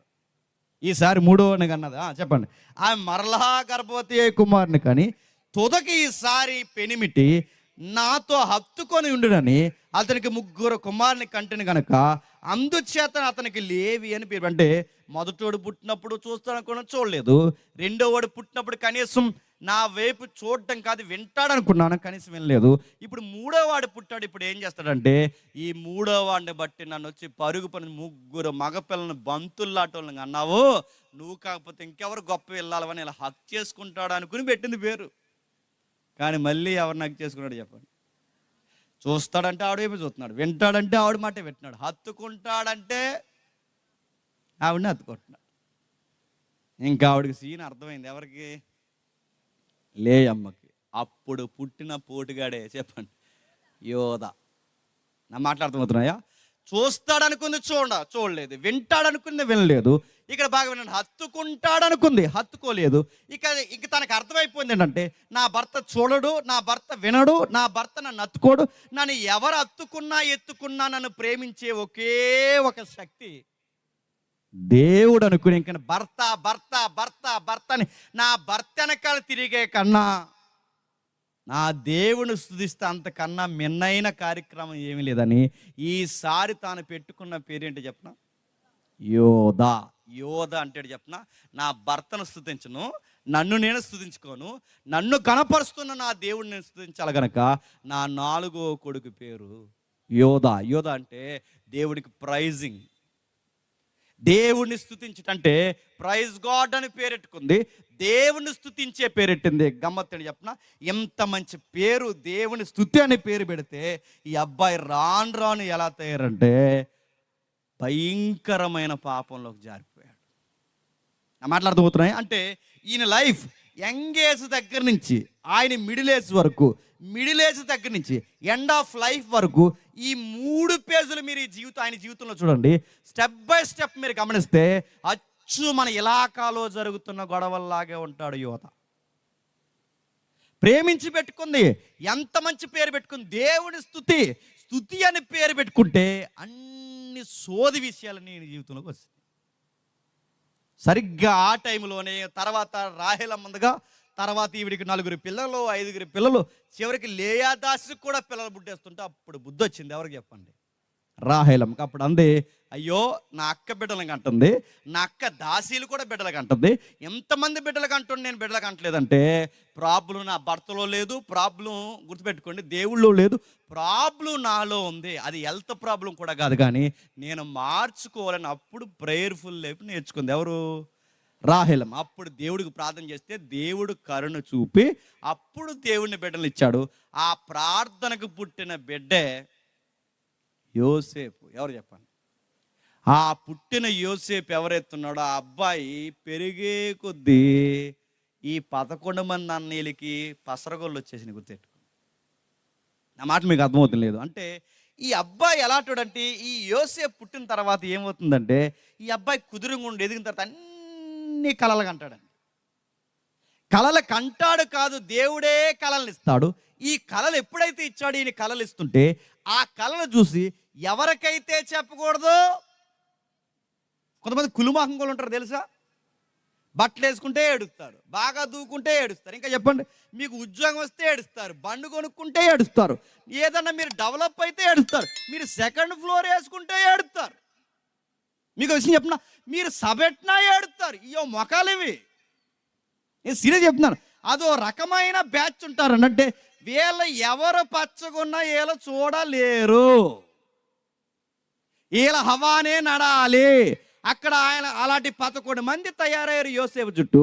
యోసేపు చుట్టూ ఎప్పుడైతే 11 మంది తయారయ్యారో ఈ అబ్బాయి కళ్ళు వస్తుంటే తినంగా పోయి ఎవరికి చెప్పకుండా అది చెప్తాడు. ఎవరికి చెప్తాడు? ఆ 11 మంది చెప్తాడు. అన్నయ్య మీకు కళ వచ్చిందిరా, చెప్పాలి అన్నాడు. ఏటి రకాలంటే 11 నక్షత్రాలు ఒక నక్షత్రాన్ని సాష్టాంగ పడుతున్నట్టు కళ వచ్చాను, కానీ సర్రమని పేరు ఇలా కాలిపోయింది. ఎవరికి ఏం అడుగుతున్నాను? కళ చెప్పి కళభావం ఏంటో చెప్పకుండానే కంటెంట్ అర్థమైపోతుందంటే వీళ్ళు ఎంత అసూయపరులో మీకు అర్థమైపోవాలి. అంటే మేము 11 మంది నీకు సాష్టాంగ పడతాంరా, నువ్వు మాత్రం పైనున్న నక్షత్రం అని అసూయ పడిపోయారు. ఎవరు? ఈ 11 మంది అన్నదమ్ములు. ఆ 11 మంది అన్నదమ్ముల్లో ఒకడే యోధా. గుర్తుపెట్టుకోండి, ఎవరిని చూసి అసూయ పడిపోతున్నారు? యోసేపుని. జాగ్రత్తగా వినాలి, నేను మళ్ళీ చెప్తున్నా. ఈ రోజు రాత్రి చెబుతున్న వాక్యం మీకు అర్థమైతే మీ కుటుంబాలు ఆశీర్వదింపబడతాయి. లేదని చెప్తాను, మీ పిల్ల జల్ల భర్త భార్య మీరు ఇతరుల కష్టాలు, ఇతరుల మీద అబద్ధాలు, ఇతరుల మీద నిందలు మోపుకుంటూ తిరిగితే మీ కుటుంబాలని రోడ్డుకి ఈడ్చేస్తాడు. దానికి చక్కటి నిలువెత్తు సాక్ష్యమే, భయపెట్టే జీవిత వృత్తాంతమే యోధా జీవిత వృత్తాంతము. ఎప్పుడైనా విన్నారు లేదో నాకు తెలియదు, కానీ మా చర్చిలో చెప్తాను ఇవన్నీ. నేను ఇవి క్యారెక్టర్ స్టడీస్ అంటారు, లైఫ్ స్టడీస్ అంటారు, లైఫ్ లెసన్స్ అంటారు వీటిని. దీన్నే డీప్ అంటే సిస్టమేటిక్ థియలాజికల్ స్టడీ అంటారు దీన్ని. ఒక విషయాన్ని క్రమానుగతంగా మాట్లాడుకోవడం అంటారు దీన్ని. అలాంటి ఎపిసోడ్స్లో ఒకటి ఇది. ఆ సిద్ధాంతపరమైన విషయాలు కాకుండా ఆ వ్యక్తుల జీవిత వృత్తాంతాలు ఒక్కసారి మనం వెళితే అక్కడ రాస్తున్నాడు చూడండి. వీళ్ళందరూ కలిసి యోసేపుని చూసి ఆశీర్వపడుతున్నారు. సరిగ్గా ఆ టైంలో యోసేపు గారు అంటే పెద్ద ఆయనకి చాలా ఇష్టం. ఎవరికి? యాకోబు గారికి. ఎందుకు ఇష్టం అంటే మంచోడు, విలువలు ఉన్నవాడు, అబద్ధాలు ఆడు, పైగా దేవుని యందుల భయభక్తులు, అన్నిటికన్నా ముఖ్యంగా ప్రేమించిన ఆవిడికి పుట్టాడు. ఇంకా ముఖ్యమైన సంగతి ఏంటంటే బాగుంటాడు చూడడానికి. ఎవరు చెప్పండి? యోసేపు చూడడానికి బాగుంటాడు, బుద్ధి బాగుంటుంది, అన్నీ బాగుంటాయి. అలాంటి చక్కటి బిడ్డ యాకోబు గారు ఎక్కువ ఇష్టపడ్డాడు. అలాంటి ఇష్టపడితే ఈయన చేసిన పని ఏంటంటే ఈయన కళ్ళు వస్తున్నాయని చెప్తాడు. మళ్ళీ ఇంకో కళ వచ్చిందంటే ఈసారి వచ్చిన కళ ఏంటంటే, ఈసారి రెండవ కళ ఏంటంటే, అన్నయ్యలారా మీకు కళ చెప్పాలరా, ఈసారి 11 నక్షత్రాలే కాదు సాష్టాంగ పడింది, 11 నక్షత్రాలతో పాటు సూర్యుడు చంద్రుడు కూడా నాకు సాష్టాంగ పడుతున్నా అనగానే వెంటనే వీళ్ళకి బీపీ షుగర్ వచ్చేసింది. ఎవరికి? ఏడ్రా ఏడి నక్షత్రం అంటే నక్షత్రాలే కాదు, నీకు సూర్యుడు చంద్రుడు అంటే, సూర్యుడు చంద్రుడు అంటే ఎవరు? సూర్యుడు అంటే నాన్న, చంద్రుడు అంటే అమ్మ, అంటే అమ్మా నాన్న కూడా నీకు ఏడ్రీ కళ్ళు అన్నీ ఎలాంటి కళ్ళు వస్తుంది నీకు అన్నారు. ఎవరు? కొంతమంది ఉంటారు చూసారా, మన డ్రీమ్స్, మన కళ్ళు ఉంటాయి, కానీ మన డ్రీమ్స్ ఏవైతున్నావో మన డ్రీమ్స్ కానీ టార్గెట్ కానీ పక్కోడికి వివరించండి, ఆడి మూతో అంకరగా పోతుంటుంది. ఆడికి నా డ్రీమ్ ఇదండి, నా గోల్ ఇదండి, ఇది నేను సాధించాలనుకున్నా అంటే సాధించేస్తాడంట అంటాం మనం. చూసారా? అదొక బుద్ధి అండి, అదొక వంకర బుద్ధి. మనం హై లెవెల్ టార్గెట్ పెట్టుకుంటే వీళ్ళు మనకి వెనకాల నుండి పేర్లు ఎడుతుంటారు. వీళ్ళు నేను మాట చెప్తున్నా, ఏడిసే వాళ్ళని ఇంకా ఏడిపించేవాడే మన దేవుడు. మనల్ని చూసి ఎవడైతే ఏడుస్తాడో ఆడికి ఇంకా సుఖరొచ్చేలా చేస్తాడు దేవుడు. ఏమనుకో నేను దీవించి, నేను నిజంగా చెప్తున్నాను. ఇక నాకు ఎవరో చెప్పారు ఇందాక ఇన్ఫర్మేషన్ ఇస్తూ, ఈ సభకు చాలా మంది రాకూడదని ఎవరో వార్నింగ్ ఇచ్చారు. ఎంతమంది వచ్చారు చూడండి, షుగర్ వచ్చేద్ది వాళ్ళకి. మళ్ళీ చెప్తున్నాను, నువ్వు వద్దనే కొద్ది దేవుడు దీవిస్తాడు. ఎవరుకుంటున్నావో జేమ్స్ మంచిగా నడుతున్నాను. నీలాటోడికి నేను మంచోడిని కాదు, మళ్ళీ చెప్తున్నా. నీలాటోడికి మళ్ళీ చెప్తున్నాను, నీలాటోడికి మళ్ళీ రగడలాంటోడిని మళ్ళీ చెప్తున్నాను. నీ సంఘానికి వచ్చాను, నీ దగ్గరికి వచ్చాను, వీళ్ళు నన్ను ప్రేమించి పిలుచుకుంటే నా మీద చెడ్డ ప్రసాదం చేద్దాం. నువ్వు ఎవడరా నువ్వు అడుగుతున్నాను నేను. నీకు ఒక థియాలజీ తెలియదు, ఒక సిద్ధాంతం తెలియదు, ఏమీ తెలియదు. ఇతను ఎలా వస్తాడు నేను చూస్తాను. ఏటి నువ్వు చూసేది జిల్లా అంతా తిరిగితే నాపు నన్ను. దాని బుద్ధి జ్ఞానం ఉందా? మీరు అర్థం. మనకు ఎవరో విరోధులు కాదు, మన దేవుని పిల్లలే మనకు విరోధులు, మన సంఘాలే మనకు విరోధులు. అది దేవుని యవనస్తుల సదస్సు పెడుతున్నారు, అది పెట్టని 4 మంచి మాటలు ఏ దైవజనుడు చెప్పినా చెప్తాడు. చెప్పండి, వెళ్ళండి, వినండి అంటే తప్పుని ఎంత డిగ్నిటీ, ఎంత గౌరవం ఉంటుంది నీ మీద. వెళ్ళకండి, రాకండి, మీరు ఎలాగెళ్తారు మేము చూస్తాం, రేపు నుంచి సంఘాలు వచ్చారు. సంఘం నీ పర్లోకమే నీకు రాసిచ్చారు. నీకు నీలాటోడే కోనసీమలో 50,000 కడితే అబ్రహాం గారితో మాట్లాడతాను. నీలాటోడే అబ్రహాం గారితో మాట్లాడి పరదేశంలో ప్లేస్ ఇప్పుతాడు. 5,000 తక్కువ అని మాట్లాడినాడంటే చంపి వాడాలి మీ అందరినీ. వచ్చి మళ్ళీ చెప్తున్నాను, నేను మీరు మాకు రికమెండేషన్ దేవుడి దగ్గర మీరు మాకు రికమెండేషనా? సాగుతున్నాయి ఆటలు. మళ్ళీ చెప్తున్నాను, మీ ఆటలు సాగుతున్నాయి. ఇలాంటి వాళ్ళని నేను దైవజనులు అంటే చాలా గౌరవిస్తా, సేవకులు నాకు చాలా ఇష్టం. కానీ ఇలాంటి చీడ పురుగులు ఉన్నారో ఎగురెగురు మీద పడతా. మళ్ళీ చెప్తున్నాను, నేను అన్నీ చూసి వచ్చా. మళ్ళీ చెప్తున్నాను, నాకు సొసైటీ తెలుసు, లా అండ్ ఆర్డర్ తెలుసు, సంఘాల విలువ తెలుసు, 19 సంవత్సరాల సేవ నా జీవితం. మళ్ళీ చెప్తున్నాను, ఇవన్నీ చూసొచ్చా. మీరు లేని పని అన్నారంటే మీ సంఘాలు మీరే పాడు చేసుకుంటారు. ఇలాంటి యవనస్తుని ఎంకరేజ్ చేయండి, ఊర్లు బాగుపడతాయి. మళ్ళీ చెప్తున్నా, గంజాలికి దూరం అవుతారు, అక్రమ పనులకు దూరం అవుతారు, చీకటి పనులకు దూరం అవుతారు, ఊరికి మంచి పేరు వస్తుంది. ఇలా రికార్డింగ్ డ్యాన్స్ పెట్టారంటే ఆపేయడానికి, దేవుని మాటలు వినిపిస్తుంటే ఆపుతాడని అడుగుతున్నాను. మీరు కూడా మళ్ళీ చెప్తున్నాను, యోసేపుని చూసి ఏడుతున్నారు అటు వంకర అన్నలు. మీరు కూడా మళ్ళీ చెప్తున్నాను, యోసేపుని చూసి ఏడ్చారట. ఏడిసే కొలిది యాకోబు చేత దేవుడు ఏం చేశాడు తెలిసి ఒక మంచి సొక్కా కుట్టించాడు. ఏ సొక్కా అండి? రంగురంగు సొక్కా. సొక్కా చూసి ఏడ్చారండి. ఎంత డెడ్ సిప్గా ఉన్నారండి వీళ్ళు. ఇప్పుడు సొక్క చూసి ఏడుతారు ఎవడైనా? సొక్క చూసి ఏడుతారు. నడుతున్నాను. ఆయన ఎవరు ఆ మధ్యకాలంలో అన్నాడు, జేమ్స్ గారు మీరు జీనియస్కి వచ్చారు, మరి ఏం వేసి రావాలి? నెక్కరేసి రానా? ఇది వంకే. జీన్ వేసుకొచ్చారండి. నడుతున్నాను, నేను సిరిగిపోయిన జీన్లు వేసుకొచ్చానా? నాకు తెలుసు ఏం వేసుకోవాలో, సభకి ఏం వేసుకెళ్ళాలో, పెళ్ళికి ఏం వేసుకెళ్ళాలో, ఎక్కడ నాకు తెలీదా? అది మీ సలహానే తప్పట్లేదు. కానీ అవి కూడా ఇంత గంటన్నర వాక్యం చెప్తానికి వాక్యమే లేదు. చెప్పండి, నా జీవం అప్పుడు అన్నాను 4 జతల ఫార్మల్ ప్యాంట్లు కొనేసి నెక్స్ట్ సభకు నన్ను పిల్లన్నాను. కొంతమంది అడుగుతారు, నల్ల సొక్కా వేసుకోండి. నల్ల సొక్కా కూడా వేసుకోకూడదు. నడుతుంది తప్పుగా నడుతుంది. ఏమి నడుతున్నారు కొంతమంది, అదో రకమైన నడుతున్నారు. అదొక సుంచు బుద్ధి అండి, అదో రకమైన బుద్ధి. ఆ బుద్ధి వాళ్ళకి ఆ 11 మందికి ఏడుస్తుంది. ఆ 11 మంది ఏం చేస్తున్నారు చూడండి, సొక్కావు చూసి ఏడుతున్నారంటే ఇంకేమనాలండి. సొక్కా చూసి అన్నారట. ఆ రంగురంగుల సొక్క నడుతాను. యాకోబు గారికి అక్కడ ఒక ముక్క, ఇక్కడ ఒక ముక్క, ఇక్కడ ఒక ముక్క, ఈ ముక్కలన్నీ కలిపి ఆ ముక్కల సొక్కా కుడితే ఆ సొక్కా అబ్బాయి వేసుకుంటే సొక్కావుకు అందం వచ్చిందంట. గుర్తుపెట్టుకోండి, నేను ఎప్పుడు చెప్పే మాట చెప్తున్నాను. అదే సొక్కా మనం వేసుకుని రాత్రి మీటింగ్ వస్తే ఏమవుద్ది? కుక్కలు పరిగణించేస్తే మళ్ళీ చెప్తున్నాను. అందుకే యోసేపుకి అందగాడు అంటాను. గుర్తు చెప్పిన తెలుగులో సామెత ఉంటుంది, సక్కనైన అమ్మ చిక్కన అందంగా ఉంటుంది అంట. గుర్తుపెట్టుకోండి, యోసేపు సిరిగిన సొక్కా వేసిన అందగాడే. మళ్ళీ చెప్తున్నాను, నలిగిన సొక్కా వేసిన అందగాడే. యోసేపు ఎలాగైనా అందగాడే. అదే సొక్కా రూబేన్ వేసుకుంటే బాగోదు, అదే సొక్కా ఎవరు వేసుకున్నా బాగోదు. కానీ యోసేపు వేసుకుంటే బాగుంది. ఎందుకంటే ఆ అబ్బాయి సౌందర్యవంతుడు. బైబిల్ రికార్డ్స్ చెప్తున్నాయి, ఆ అబ్బాయి వాళ్ళ నాన్నగారు ఇచ్చిన బట్ట వేసుకుంటే బట్టకు అందం వచ్చిందంట. గుర్తుపెట్టుకోండి, అలాంటి చొక్కా వేసుకుని తిరుగుతుంటే ఆ చొక్కా వేసి తిరిగితే వీళ్ళు తీసుకెళ్ళి ఏం చేస్తారో తెలుసా? అన్నయ్యలను ప్రేమించి అడవులు ఏదో ఉన్నారని అక్కడికి వెళ్ళి ప్రేమించి వెళితే ఆ ప్రేమించి వచ్చిన కొడుకుని గోతులు వేస్తారండి. గోతులు వేసేసి అక్కడ ఏం చేస్తారు? చంపేద్దామని ఒకడు, నరికేద్దామని ఒకడు, నలిపేద్దామని ఒకడు, ఇసిరేద్దామని ఒకడు, అమ్మేద్దామని ఒకడు. ఇన్ని బోడి సార్లు నిజంగా అడుగుతున్నాను, వీళ్ళ అన్నయ్యలా, రక్త సంబంధులా?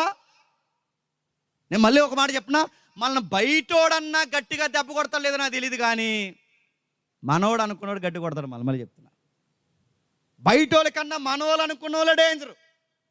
యోసేపు గారి యొక్క జీవితం మీద ఎన్ని పన్నాగాలు పంటున్నారండి. ఇలా అమ్మేద్దామని, చంపేద్దామని, రకరకాల పన్నాగా గోతులేసి రకరకాల పని చేద్దామంటే ఆ టైంలో ఒక బోర్డు సలహా ఇచ్చిన వ్యక్తి ఎవరో తెలుసా?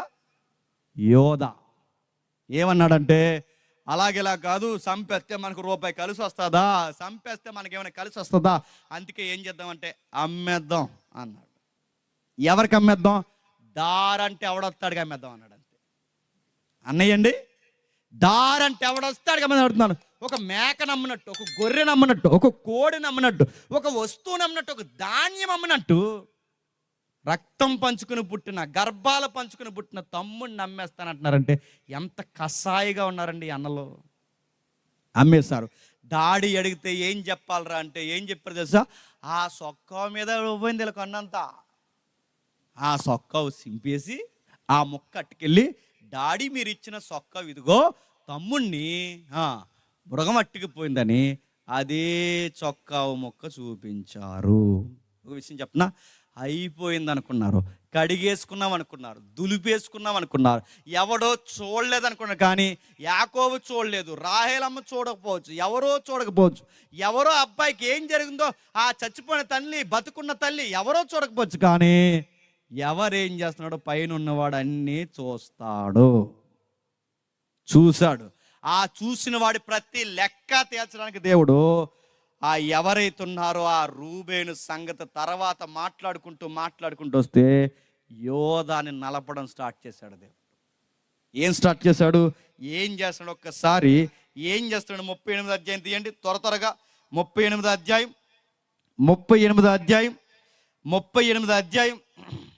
మొదటి వచనం. ఆ కాలమందు యోధా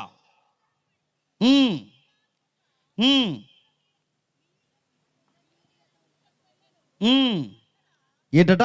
ఆ కాలమందు యోధ తన సహోదరులను విడిచి ఏరాను ఒక అదుల్యామి గుహ, అంటే ఒక ప్రాంతం, అది ఆ అదుల్యామి అనే ఒక ప్రాంతం దగ్గరికి వెళ్ళి అక్కడ ఉన్నాడు. ఇది ఒక అన్యుల ప్రాంతం. మీరు జాగ్రత్తగా మీరు చదవండి. తన సహోదరులు విడిచిపోయాడంటే ఎందుకు పోయాడు? మీకు మాట అర్థమవుతుందా? యోసేపు ఒంటరి అయిపోవడానికి బోర్డు సలహా ఇచ్చింది ఎవరో తెలుసా? యోధ. ఇప్పుడు ఈ యోధ ఎవరైతే ఉన్నాడో యోసేపుని ఒంటరిని చేస్తే ఇప్పుడు ఒంటరి అయిపోతున్నది ఎవరో తెలుసా? యోధ అనే ఒంటరి అవుతున్నాడు. ఈ సహోదరులకి ఆ సహోదరుని దూరం చేస్తుంది ఈ యోధానే. ఇప్పుడు ఈ సహోదరులకి దూరం అయిపోతుంది ఎవరు చెప్పండి? ఈ యోధానే. ఎందుకు అవుతున్నాడు, ఎందుకింత దూరం అవుతున్నాడు అంటే వాళ్ళ నాన్న బాధను చూడలేకపోయాడు. ఎక్కడుందా వచ్చును? అదే 37 అధ్యాయం ఒకసారి తీయండి. 37 అధ్యాయం 34 వచ్చును. యాకోబు బట్టలు చింపుకొని అనేక దినములు అతని కుమారులందరూ అతని కుమారులు కుమార్తెలందరూ కలిసి వాదార్చవాలని యత్నము చేసిరి. అయితే అతడు ఓదార్పు నందనలక నేను అంగలార్చుచున్నాను, మృతుల లోకమునకు నా కుమారుని యొద్దకు వెళ్ళుదనని చెప్పి అతని తండ్రి అతని కోసం ఏడ్చెను. ఇక్కడ ఏమని రాస్తున్నా చూడండి. అతని తండ్రి అతని కోసం రోజులు ఏడుస్తున్నాడు, వారాలు ఏడుస్తున్నాడు, నెలలు గడిచిపోయి ఏడుస్తున్నాడు. ఎంతో వాదార్పిద్దామని చూస్తారు. కూతుర్లు వాదార్చాలనుకున్నారు, కొడుకులందరూ కలిసి వాదార్చాలనుకున్నారు. ఎంతమంది వాదార్పు ఇవ్వాలనుకున్నా యాకోబు ఏడుపుని ఆపలేకపోయారు. ఈ ఏడుపుని తట్టుకోలేక, ఈ దుఃఖం తట్టుకోలేక, వయసు అయిపోయిన మా నాన్న ఇంత ఎలా ఏడవడానికి కారణం మా తమ్ముళ్ళు లేకపోవడం, మా తమ్ముళ్ళు లేకుండా పోవడానికి కారణం నేను ఇచ్చిన సలహా. ఈ ఏడుపుని నా కళ్ళ ముందు మా నాన్న ఏడుపుని నేను చూడలేనని చెప్పి ఇంట్లో నుంచి బయటకు వచ్చేసాడు. ఎవరు చెప్పండి? యోధ. అలా వచ్చేసాడు ఒంటరి. కంటే వాళ్ళ నాన్న బాధను చూడలేకపోయాడు. ఎందుకు? వాళ్ళ నాన్న అలా ఏడుస్తుంటే తట్టుకోలేకపోతున్నారు. ఎందుకంటే నా వల్లే నా తమ్ముడిని అమ్మేశాము. ఈ సలహా ఇచ్చింది నేనే. ఇప్పుడు ఈ సలహా ఇచ్చినప్పుడు తన ప్రాణం తన పీకుతుంది, తన మనసు తన మీద నేలరాపణ చేస్తుంది. ఆ గిల్ట్ తట్టుకోలేకపోయాడు. ఆ గిల్ట్ తట్టుకోలేక ఆయన చేసిన పని ఏంటంటే బయటకు పోవాలని నిర్ణయించుకున్నాడు. అంటే తన తప్పు పదే పదాలు నానేడుస్తుంటే గుర్తొస్తుంది, తన తప్పులు పదే పదే భూతంలా తన కనబడుతున్నాయి. అక్కడి నుండి ఒంటరిగా పోయాడు. ఎక్కడికి పోయాడు ఒంటరిగా అంటే ఒక అధుల్లామా అనే ఏరియాకి పోయాడు. అంటే దాని అర్థం ఏంటి చెప్పిన, దొడ్డే అని అర్థం. ఎబ్రీ శబ్దంలో ఆ ఏరియాకు ఉన్న పేరు దొడ్డే, గుర్తుపెట్టుకోండి. ఎక్కడ పడ్డాడు ఈయన? తండ్రి కుటుంబాన్ని వదిలి ఎక్కడ పడ్డాడు? సహోదరుని వదిలేసి దొడ్లో పడ్డాడు. ఎవరు? యోధా. ఈయన దొడ్లో పడ్డానికి కారణం ఏంటి? యోసేపును గోతులో వేసాడు కనుక, గుర్తుపెట్టుకోండి. నా మాటలు అర్థమవుతున్నాయా? మనం ఏమి విత్తుతామో అవి వడ్డీతో సహా దేవుడు మన నెత్తి మీదకి తెస్తాడు. నువ్వు ఇతరులకు పేర్లెట్టు, నీకు ఊరందరినీ కలిపి నీకు పేర్లెట్టిస్తాడు. నువ్వు ఇతరుల కుటుంబాల మీద నిందలై, దేవుడు నీ కుటుంబాన్ని రోడ్డు మీదకి లాగుతాడు. నువ్వు ఇతరుల పిల్లలకు పేర్లు పెట్టు, వయసు వచ్చిన నీ పిల్లలకు దేవుడు మచ్చలు పెడతాడు. మళ్ళీ చెప్తున్నా, మనం ఏమి విత్తుతామో అదే కోస్తాము, మనం ఏమి జరిగిస్తామో అదే నెత్తి మీదకి తెస్తాం. నువ్వు ఇతరులను మంచిగా పలకరిస్తే దేవుడు నీకు మంచి చేస్తాడు. ఇతరుల నాశనాన్ని కోరుకుంటే ఆ నాశనం నీ మీదకి రప్పిస్తాడు. యోధాకు అదే జరుగుతుంది. ఏం జరుగుతుంది? తన తమ్ముడిని ఒంటరిని చేశాడు. మరి ఈయనేమయ్యాడు? ఈయన ఒంటరి అయ్యాడు. తన తమ్ముడిని గోతులో పడేసినప్పుడు దగ్గరుండి చూశాడు. మరి ఈయనేమయ్యాడు? ఈయన అలాంటి గోతు లాంటి ఏరియాలోనే పడ్డాడు. ఇప్పుడు బాగానండి, యోధా బాగానండి, యోసేపు అన్యుల దేశంలో ఉన్నాడు, యోధా అన్యుల దేశంలో ఉన్నాడు. అంటే ఆయన అన్య ప్రాంతంలో ఉన్నాడు, ఈయన అన్య ప్రాంతంలో ఉన్నాడు. కానీ ఇద్దరు అన్య ప్రాంతంలో ఉన్నా యోసేపులో లేని విలువలు, క్షమించండి, యోధాలో లేని విలువలు యోసేపులో ఉన్నాయి. ఎందుకు? ఆ అబ్బాయి ఏం చేస్తున్నాడు చూడండి. యోధా ఒంటరిగుండి కానాన్లో ఏం చేశాడట? హీరా అని ఒక ఆమెను పెళ్లి చేసుకున్నాడట. ఏంటట? ఎలిసి అక్కడ క్షమించండి, తన సహోదరుని పిలిచి ఏరా అని ఒక ఏరియాకి వెళ్ళిపోయి అక్కడ సుయా అని ఒక కనారీరాలు, క్షమించండి, సుయా అని ఒక కనారీల కుమార్తె అయిన యోధా చూసి ఆమెను తీసుకొని ఆమెతో పోయాడు. ఈ పెళ్ళి మా నాన్నకి ఇష్టమా కాదా?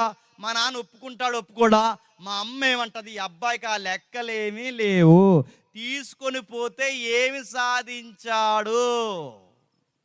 అంటే ఊరెళ్ళిపోవడం నీ ఇష్టమే, ఇంట్లోంచి వెళ్ళిపోవడం నీ ఇష్టమే, నీ లైఫ్ నువ్వు డిజైన్ చేసేసుకోవడం నీ ఇష్టమే.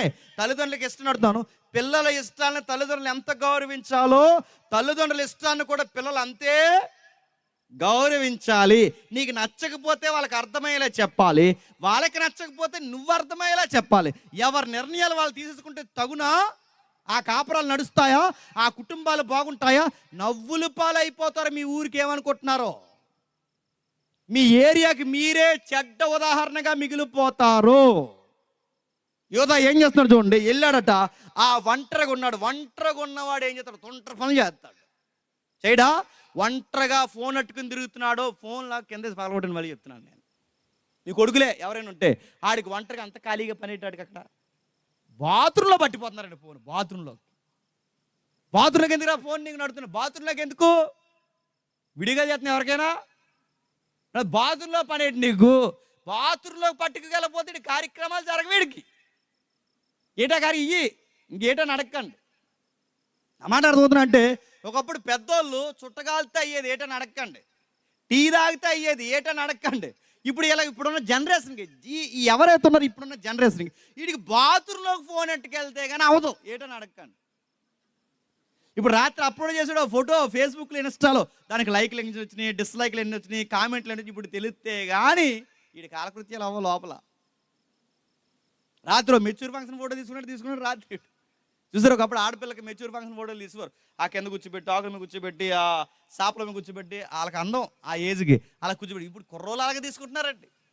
ఐవి రోడ్డు మీద ఇలా కూర్చుంటున్నారు 2 కాళ్ళు అట్టుకుని. మెచ్యూర్ అయ్యావా అడుగుతున్నాను నేను. నీకు అన్ని ఫోటో స్టిల్ అట్టి అది అప్లోడ్ చేయడం. ఇప్పుడు దానికి ఏం జరిగిందో తెలిస్తే కానీ ఇప్పుడు వీడు మొహం గడవడు, స్నానం చేయడు, బాత్రూమ్కి వెళ్ళడు, ఫోన్ నడుతున్నా, ఫోన్ అట్టుకుపోతాడు నడుతున్నా. ఇంత చెత్త యాటిట్యూడ్ మీ ఇష్టమా? అని ఏం చేస్తున్నాడు అడుగుతున్నాడు. ఒంటరిగా ఉన్నవాడు తుండ్ర పనులు చేస్తాడు. మీ పిల్లలు ఎవరైతే వయసు ఉన్న పిల్లలు వాడు సరిగ్గా చదువుకుంటే సరే, వాడికి టెక్నాలజీ చూస్తే సరే, కానీ మీ ఒంటరిగా ఉన్న పిల్లలు మీరు అబ్జర్వ్ చేయండి. వాళ్ళ ఫ్రెండ్స్ ఎవరు, ఫోన్లో ఏం చూస్తున్నారు, కాంటెక్స్ట్ ఏంటి, ఇన్బాక్స్ ఏంటి, వాట్సాప్ ఏంటి, అదర్ యాప్స్ ఏమున్నాయి చెక్ చేయండి. ఫోన్ కొనిచ్చేది పేద మీరు దానవీర సూరకర్ణలాగా బిల్డప్ ఇవ్వకండి. నేను మళ్ళీ చెప్తాను, మీరు ఫోన్ కొనిచ్చే సగం మంది పిల్లల్ని పాడు చేస్తున్నారు. సీరియస్గా చెప్తున్నాను. నేను ఆ రోజుల్లో ఫోన్ లేదు, కానీ తన ఒంటరితనం పాడు చేస్తుంది. ఈరోజు ఫోన్లు ఉన్నాయి, ఒంటరిగా ఉన్న వాళ్ళని పాడు చేస్తున్నాయి. ఇక్కడ డిస్ప్లే లేదు, కానీ ఆ టెక్నాలజీ అంటే మీకు ఏది చూపిద్దును. కొత్త యాప్లు వచ్చాయి. కొత్త యాప్లు ఏంటి చెప్పనా, ఆడంతా బాగున్నాడండి, ఆడు చాలా ఒంటరిగా కుమిలిపోతున్నాడు. ఆ కుమిలిపోతున్నది ఎందుకు కుమిలిపోతున్నాడంటే, ఆ మగాడికి ఇంకో మగపిల్లోడు లవ్ చేయడానికి కావాలండి. మొగోడికి ఏంటండి. ఇప్పుడు అతిపెద్ద ప్రాబ్లం ఏంటి చెప్పిన జనరేషన్లో, నేను మళ్ళీ చెప్తున్నాను, రాసి పెట్టుకొని కావాలంటే ఇది లైవ్ కూడా వెళ్తుందని చెప్తున్నాను. ఇప్పుడు మెడికల్ టెంపర్లో అతిపెద్ద ప్రాబ్లం ఏంటి చెప్పిన, చాలా మంది యంగ్ బాయ్స్కి ఎల్జీబీటీ, ఇంకా గే, ఇంకా చెప్తున్నాను లెస్బియన్స్, ఈ లక్షణాలు ఎక్కువ ఉన్నాయి. అంటే ఏంటంటే వీడికి పురుష లక్షణాలు తక్కువ, స్త్రీ లక్షణాలు ఎక్కువ. ఎందుకు వస్తున్నాయి అంటే వీడు కొంపలో ఉండిని తిండాడు, అంతకు వస్తాయి. నువ్వు పానీపూరీలు, ఫ్రైడ్ రైస్లు, పాసిపోని పూరీలు తింటే ఈ లక్షణాలే వస్తాయి అయ్యా. హార్మోన్స్ బ్యాలెన్స్ తప్పుతాయి. ఆడు వేసేది మంచి సాల్ట్ వేస్తాడా, టేస్ట్ సాల్ట్ వేస్తాడు. ఇలాంటివన్నీ తిప్పితే నడుతున్నాను, నీ కంటెంట్ దెబ్బతింటుంది, నీ వ్యవస్థ పాడవుతుంది. ఇంకా నేను చెప్తాను, పిల్లలు పుట్టే వ్యవస్థల మీద కూడా ఈ ప్రభావాలు పడుతున్నాయి. ఇప్పుడు కొత్త సర్వేలు, నేను సీరియస్గా అని చెప్తున్నాను, ఇది యవనస్తుల సభగా, అందుకే ఇవన్నీ చెప్పాలి. నేను అడుగుతున్నాను, ఒకప్పుడు అన్నీ చెక్ చేస్తారు, ఇప్పుడు ఏం చెక్ చేస్తున్నారు చెప్పనా, మెడికల్ చెకింగ్ కూడా ఇప్పుడు సంబంధాల్లో చూసుకుంటున్నారు. అందుకే ఇప్పుడు యాప్లు వచ్చినాయి. యాప్లు ఏంటి చెప్పనా, వీడు ఒంటరిగా ఉన్నాడట, అదేదో యాప్ అని నా టెలిగ్రామ్లో సేవ్ చేశాను దాన్ని. ఆ యాప్ ఏంటంటే, ఇప్పుడు ఈ ఒంటరోడికి ఇలాంటి తొంటరోడు ఇంకొకటి కావాలి, అలాంటి వాళ్ళందరూ ఎక్కడ దొరుకుతారంటే ఈ యాప్లో దొరుకుతారు. యాప్లో నేను డౌన్లోడ్ చేసుకున్నాను, చాలా బాగా ఉంది యాప్, మీరు కూడా అంటున్నాడు. మేము డౌన్లోడ్ చేసుకుని మేము ఎవడ చేయరా ఫోను, మా ఇంట్లోదే తింటాం మేము, మా అమ్మ వండింది, మా భార్య వండింది తింటాం. నువ్వు పాసిపోని పానీపూరీలు అనేది తిని యాప్ డౌన్లోడ్ చేసుకున్నావు నువ్వు. నేను సీరియస్గా చెప్తున్నాను, మగపిల్లలు కాకుండా పోతున్నారు, ఆడపిల్లలు కాకుండా పోతున్నారు, ఆడవాళ్ళు చేసుకుంటారు, మొగోలు జనరేషన్ మారిపోయింది. ఒకప్పుడు ఒక మాట అనేవారు, ఇంటర్వ్యూలు చేస్తున్నారు చూస్తారు, ఒకప్పుడు ఒక సినిమా ఉండేది జంబలెక్కడ పంబాని, ఆ ట్రెండ్ వచ్చేస్తోంది. నేను సీరియస్గా అని చెప్తున్నాను. ఇప్పుడు చదువులు పాయా, ఎనర్జీ పాయా, ఫిట్నెస్ పోయింది, మనుషులుగా ఉండట్లేదు, లక్షణాలు కూడా మారిపోయాయి. డిఎన్ఏలో ఉన్నాను అడుగుతున్నాను, లక్షణాలు తీవ్రత దాటుతున్నాయి. ఇంకా చెప్పనా, పురుష లక్షణాలు, స్త్రీ లక్షణాలు కూడా ఏవైతున్నావో జన్యువులు, జెండర్స్ కూడా మారిపోతున్నాయి. చాలా గుడ్డి చీకటి సమాజంలో మనం బతుకుతున్నాము. సరే, ఒంటరిగా ఉండక వాళ్ళ డాడీకి ఒక మాట కూడా చెప్పకుండా ఆ అమ్మాయిని ఎవరినో చేసుకున్నాడట. చేసుకునే వెంటనే ఇంకేముంది, టకాటకమని ఇద్దరు పిల్లల్ని కన్నదట. తర్వాత ఆలస్యం లేకుండా ఇంకో పిల్లోని కన్నదట. 3 పిల్లల్ని కన్నదా. 3 పిల్లలు ఏంటో ఒకసారి మీరు చూడండి. కనానీయుల కుమార్తెని. మీకు బైబిల్ చరిత్ర తెలిస్తే కానాను పిల్లల్ని ఇశ్రాయేలు సంతతి వారు చేసుకోవచ్చా? వీళ్ళకు తాతయ్య ఉన్నాడు, ఎవరు చెప్పండి? యోధా గారు తాతకే తాత ఎవరు చెప్పండి. త్వరగా చెప్తే త్వరగా పోతారు, త్వరగా చెప్పకపోయినా త్వరగా పోతారు. చెప్పండి. ఈ బొంద తాతకి తాత గుర్తుపెట్టుకోండి. యాకోబు నాన్న ఇస్సాకు, ఆ తాతకి ఇంకో తాత ఉన్నాడు, ఎవరు చెప్పండి? అబ్రహాం దగ్గర నుంచి ఉన్న లెగసీ ఏంటో తెలుసా? బయటోళ్ళ పిల్లల్ని చేసుకోకూడదు. ఎందుకు? నువ్వు బయటోళ్ళ పిల్లల్ని చేసుకుంటే వాళ్ళ ఒక్కరే రారు జీవితంలోనికి, వాళ్ళ సాంప్రదాయాలతో పాటు మన జీవితంలోకి వస్తారు. మొదట్లో ఏమంటారంటే, నీతో పాటు చర్చికి వస్తాను, నీతో పాటు నేను ప్రేయర్ చేసుకుంటాను, మనకు దేవుళ్ళు మతాలు ఏంటి, మన ప్రేమ ప్రాముఖ్యమైంది అంటారు ముందు. ఆ తర్వాత అంటారు నేను రాను అంటారు. ముందు అత్తాను కంటే అప్పుడు అలాగే అంటాను. నా మాటలు అర్థమవుతున్నాయా? నువ్వు మార్చేస్తాను అనడానికి అంత సీల్ లేదు అయ్యా. నేను చెప్తున్నాను, గుర్తుపెట్టుకో, విశ్వాసే వెలుగుకి చీకటికి కుదరదు, బయలుకి ప్రభువుకి సంబంధం కుదరదు, గాడిదకి గుర్రానికి జంట కుదరదు. నేను మళ్ళీ చెప్తున్నాను, నీకు పెళ్ళిడు వస్తే పెళ్లి చేసుకోవాలనిపిస్తే సంఘంలో పెద్దలు, సంఘంలో దైవజనులు, సంఘంలో మీ తల్లిదండ్రులు ఎవరైతే ఉన్నారో నేను పెళ్లి చేసుకోవాలనుకుంటున్నా, మంచి సంబంధం, నాకు నచ్చిన సంబంధం, విలువలు ఉన్న సంబంధం, దేవుడిని నమ్మిన సంబంధం చూడండి అని అడిగి చేసుకో. నీ సెలక్షన్తో నువ్వు ముందుకెళ్ళావో నీ ఎలక్షన్లో కూడా రాంగ్ అని తేలిపోతుంది. ఇంతమందిని చూశాను చెప్తున్నాను. నేను మళ్ళీ చెప్తున్నాను, యోధా వెళ్ళాడు, చేసుకున్నాడట, 3 పిల్లలను అన్నాడట. నడుతున్నాను, అబ్రహాం గారు చేసుకున్నాడా? చేసుకొని అన్నాడు, నడుతున్నాను. ఇస్సాకు చేసుకున్నాడా? ఇస్సాకు సంబంధం చూస్తున్నప్పుడు కూడా రూల్స్ ఏంటి చెప్పనా? బయట సంబంధం తేవద్దు అన్నాడు అబ్రహాం గారు. ఇంకా చూడండి, యాకోబు కూడా బయట అమ్మాయిని చేసుకున్నాడా? తెలిసిన పిల్లల్నే చేసుకున్నాడు. ఇంకా చెప్పండి, వీళ్ళ తల్లిదండ్రులు అందరూ దేవుడి నీతిని బట్టే పెళ్ళిళ్ళు చేసుకుంటే ఇతగాడు మాత్రం బయటికి పోయి ఎవరిని చేసుకున్నాడట? వద్దన్న పెళ్లి చేసుకుంటే ఏమైనా తంట వచ్చి పడింది. ఏమైంది? టక్మని 3 పిల్లలు పుట్టారు. అరే లైఫ్ సక్సెస్ అయిపోయింది. ఇంకేంటి, బంతుల్లాంటి పిల్లలు పుట్టారు. ఒకటి పేరు ఏరు, రెండో పేరు యోనాను, మూడో పేరు శేల. పేర్లు అదిరిపోయినాయి. 3 పేర్లు ఏరు, ఓనాను, శేల, ఇలా 3 పేర్లు పెడితే మొదటి పేరు ఏంటి చెప్పిన? ఏరు అనే పేరుకి మెలకువ గలవాడని అర్థం. రెండో వాని పేరు సత్తువ గలవాడని అర్థం. మూడో వారి శేల అనే పేరుకి గర్భం నుండి తీయబడిన వాడని అర్థం. ఇలా అర్థం పర్థం లేని 3 పేర్లు పెడితే, ఈ అర్థం పర్థం లేని పేర్లు పెడితే ఆ మొదటోడి పేరు ఏరు. ఏడదా ఏరు, అదేం పేరో మరి. ఆ ఏరు అనే పేరు ఎర్రేసలు వేశాడు. ఏం చేశాడు దేవుడు? ఆడిని తీసుకెళ్ళి ఒక అమ్మాయికి పెళ్లి చేశారు. అమ్మాయి పేరు తామారు. ఎవరు? తామారు. ఆ తామార్కి ఎప్పుడైతే పెళ్లి చేశారో మరి ఏ తిక్కల పని చేశాడో నాకు తెలియదు, కానీ ఆ తామార్ని చేసుకున్న ఆ మొదటోడిని దేవుడు చంపేశాడు. ఎక్కడుందా వచనం చదవండి, 8వ వచనం. అప్పుడు యోధ ఏమంటున్నాడు? ఇంకా మనకు బాగా అర్థం. 6వ వచనంలో, యోధ తన జ్యేష్ఠ కుమారుడైన ఏరునకు తామారని ఒక దాన్ని పెళ్లి చేశాను. యోధ జ్యేష్ఠ కుమారుడైన ఏరు యెహోవా దృష్టికి చెడ్డవాడు గనక యెహోవా అతన్ని ఏర్లతో సహా తీసి పడేశాడు. ఆడు ఏరన్నట్టుకున్నా ఏరు లాగేశాడు, ఆడికి చంపాడు. ఏదో చీకటి పని చేశాడు, మొత్తం మీద తప్పుడు పని చేశాడు.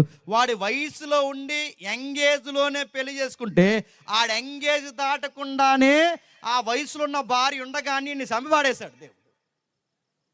ఇలాంటి చీకటి ఎప్పుడైతే యోధ కుటుంబాన్ని నలుకుంటుందో రెండో వాడిని ఇచ్చి పెళ్లి చేశారు. రెండో వాడి పేరు ఏంటట?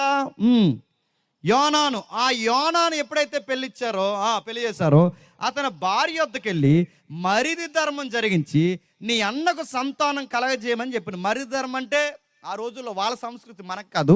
మరిది ధర్మం అంటే ముఖ్యంగా మధ్య ఆసియాలో మెసొపొతేమియా నాగరికత దగ్గరగా మరిది ధర్మం అంటే ఆ రోజుల్లో ధర్మం ఏంటో తెలుసా? మరిది ధర్మం అంటే అన్నయ్య చనిపోతే అన్నయ్య కుటుంబం ఆగిపోకూడదని అన్నయ్య భార్యని తమ్ముడు చేసుకుంటాడు. అది వాళ్ళ ధర్మం, వాళ్ళ సంస్కృతి. ఇలాంటివన్నీ చదివి ఇదిగో బైబిల్లో వదిలిని చేసుకున్నారు, బైబిల్లో మామ కోడల్ని చేసుకున్నాడు అని ఏదో పెద్ద ఇంటర్నేషనల్ తప్పుల్లాగా ఇవి జీవిస్తున్నారు. మరి ఇలాంటివన్నీ బైబిల్లో ఎందుకు రాశారంటే ఇది ఒక కేస్ స్టడీ. మరి చెప్తుంది, ఇది కేస్ స్టడీ. కేస్ స్టడీ ఏంటంటే ఏంటి చెప్పనా? కేస్ స్టడీలో ఏం జరిగిందో మక్కి చెప్పండి రాస్తారు. కేసు అంటే ఏంటి? కేసులు అడుగుతారు కోర్టులో. ఏంటో తెలుసా? ఏమని అడుగుతారంటే, ఆడు నన్ను అత్యాచారం చేశాడంటే అత్యాచారం చేశాడంట అని రాయరు. అత్యాచారం అంటే ఏంటని అడుగుతారు. ఎందుకంటే నన్ను డీటెయిల్గా అడగండి. ఆడిట్టాడు మెసేజ్ ముందు నువ్వెట్టావని అడుగుతారు. అలా కాదండి అంటే నా చెయ్యి అట్టుకున్నాడు, అదే చెయ్యి అంటే ఎక్కడ పడుకున్నాడా అడుగుతారు. ఆడు నన్ను కౌలించండి, అది ఎలా కౌలించండి, ముందు నుంచి వెనక నుంచి ఇవన్నీ అడుగుతారు. మళ్ళీ చెప్తున్నాను, కేసులో డీటెయిల్గా రాస్తారు. ఇంకా మళ్ళీ చెప్తున్నాను, పర్సనల్గా మాట్లాడుకునే విషయాలు కూడా రాస్తారు. ఇంకా చెప్తున్నా, మన మర్మంగా అవయవాలు ఏవైతే వాటితో సహా రాస్తారు. దానికి మెడికల్ టెస్ట్లు కూడా చేయిస్తారు.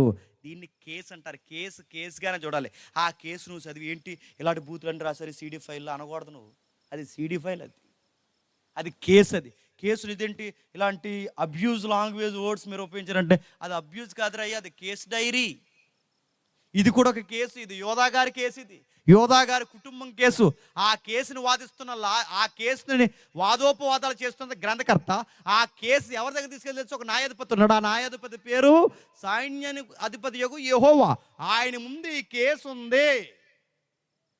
అందులో మొట్టమొదటి కేసు తేలుతుంది. అందులో పార్ట్ 1 రాస్తూ పార్ట్ 2 రాస్తూ అందులో A1 A2 వస్తున్నారు. అందులో A1 యోధా అయితే A2 కూడా ఎవరో తెలుసా? ఆ పెద్ద కొడుకు. చచ్చాడు, చంపేశాడు దేవుడు. రెండో వాడు వచ్చాడు. ఆ రెండో వాడికి మరిదనం ఉంటే ఆ రోజులు వాళ్ళ ధర్మాలు అవి. ఆ ధర్మం జరిగించడానికి అన్న భార్య వదిన్ని ఎప్పుడైతే చేసుకున్నాడో ఆ చేసుకున్న తర్వాత ఇప్పుడు వదిన అవ్వదు, అతనికి భార్య అవుద్ది. ఆ భార్యను చేసుకున్న తర్వాత వీడు చేస్తున్న పని ఏంటి తెలుసా? ఒకవేళ నేను ఈవిడికి పిల్లల కన్నా నా పిల్లలని ఎందుకు అంటారు, నా అన్నయ్య పిల్లలు అంటారు కనుక ఈవిడితో నా శరీర కోరికను తీర్చుకుంటాను తప్ప ఈవిడికి మాత్రం నా వల్ల బిడ్డలు పుట్టకూడదని. ఈ మాట అక్కడ రాయబడిన మాట నేను చెప్తున్నాను, తప్పుగా అర్థం చేసుకోకండి. వాడు రెత్తెన్స్ని నేలకు వదిలేశాడంట. అంటే వాడు ఏదైతే పిల్లల ఉత్పత్తి క్రమానికి పురుషుడి నుండి వచ్చే శుక్ర కణాలు ఉన్నాయో ఆ శుక్ర కణాలని వాడు నేల విడిచాడు. దేవుడు చూశాడు, ఒకసారి చూశాడు, 2 సార్లు చూశాడు. వాడు చేస్తున్న తుంట్ర పనికి ఈ రెండో వాడిని కూడా చంపిపాడేశాడు. మొదటోడు చచ్చాడు, చెప్పండి. రెండో వాడు చచ్చాడు. ఇక మూడో వాడు ఉన్నాడు. ఆ మూడో వాడి పేరే చెప్పండి, శేల. ఈయన చేద్దామంటే భయం వేస్తుంది ఇప్పుడు ఎవరికి? యోధాకి. దేశం కాని దేశం, కుటుంబం కాని కుటుంబం అన్య ప్రాంతానికి పోతే యోధా గారికి మూఢనమ్మకాలు వచ్చేసాయా? మూఢనమ్మకాలు కానీ నమ్ముతున్నాడా అనిపిస్తుందా చదువుతుంటే? ఆ మూఢనమ్మకాలు ఏంటి చెప్తున్నా?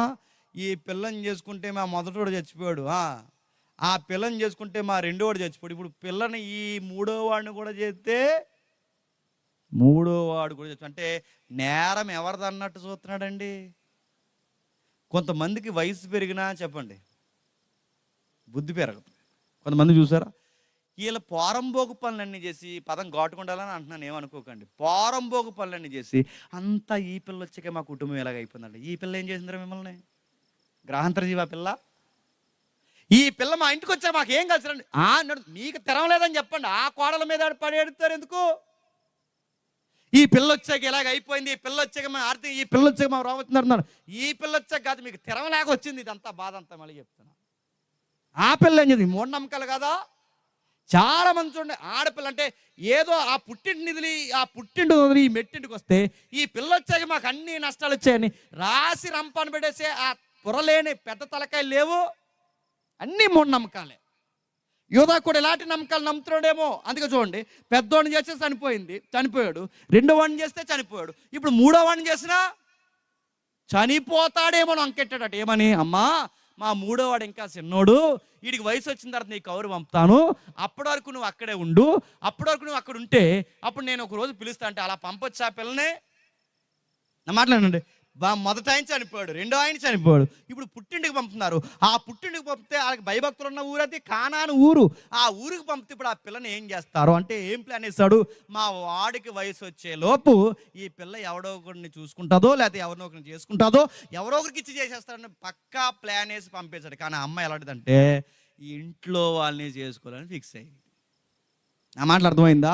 ఆ అమ్మాయి ఎప్పుడైతే చేసుకోవాలని ఫిక్స్ అయిందో ఆ సంతానం గుర్తుపెట్టుకోండి, ఆడు పెద్దోడు అయిపోయాడు, వస్తాడని చూసింది, పంపిస్తాడని చూసింది. ఎంత పంపిస్తాడని చూసినా ఆ అబ్బాయిని పంపించలేదు, పెళ్ళి చేయలేదు. అతగాడి పనులు అతను ఉన్నాడు, ఈ అమ్మాయిని వదిలేశారు. నేను మళ్ళీ చెప్తున్నాను, లేయమ్మ ఏడిస్తే లేయమ్మను వాదార్చిన దేవుడు ఒక ఆడపిల్ల అయిన తామారు ఏడుస్తుంటే ఆ తామారు పక్షాన కూడా దేవుడు నిలబడ్డానికి వచ్చాడు. ఏమైందో తెలుసా? వయసున్న దగ్గర నుండి వేస్తున్నాడు, యాసాల మీద యాసాలు. ఎవరు చెప్పండి? యోధా గారు. ఏజ్ దాటింది, మధ్యస్థం మిడిల్ ఏజ్లోకి వచ్చాడు.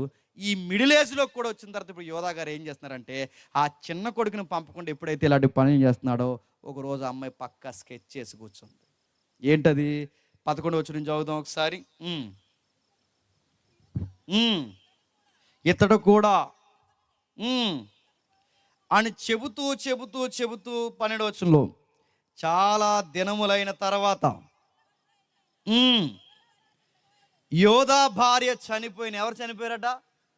నేను అడుగుతున్నాను, చెప్పండి. దేశం కాని దేశానికి పోయి యోధా ఏం సాధించాడు చెప్పండి? పెద్ద కొడుకు చనిపోయాడు, చెప్పండి. రెండో కొడుకు చనిపోయాడు, ఇప్పుడు చెప్పండి.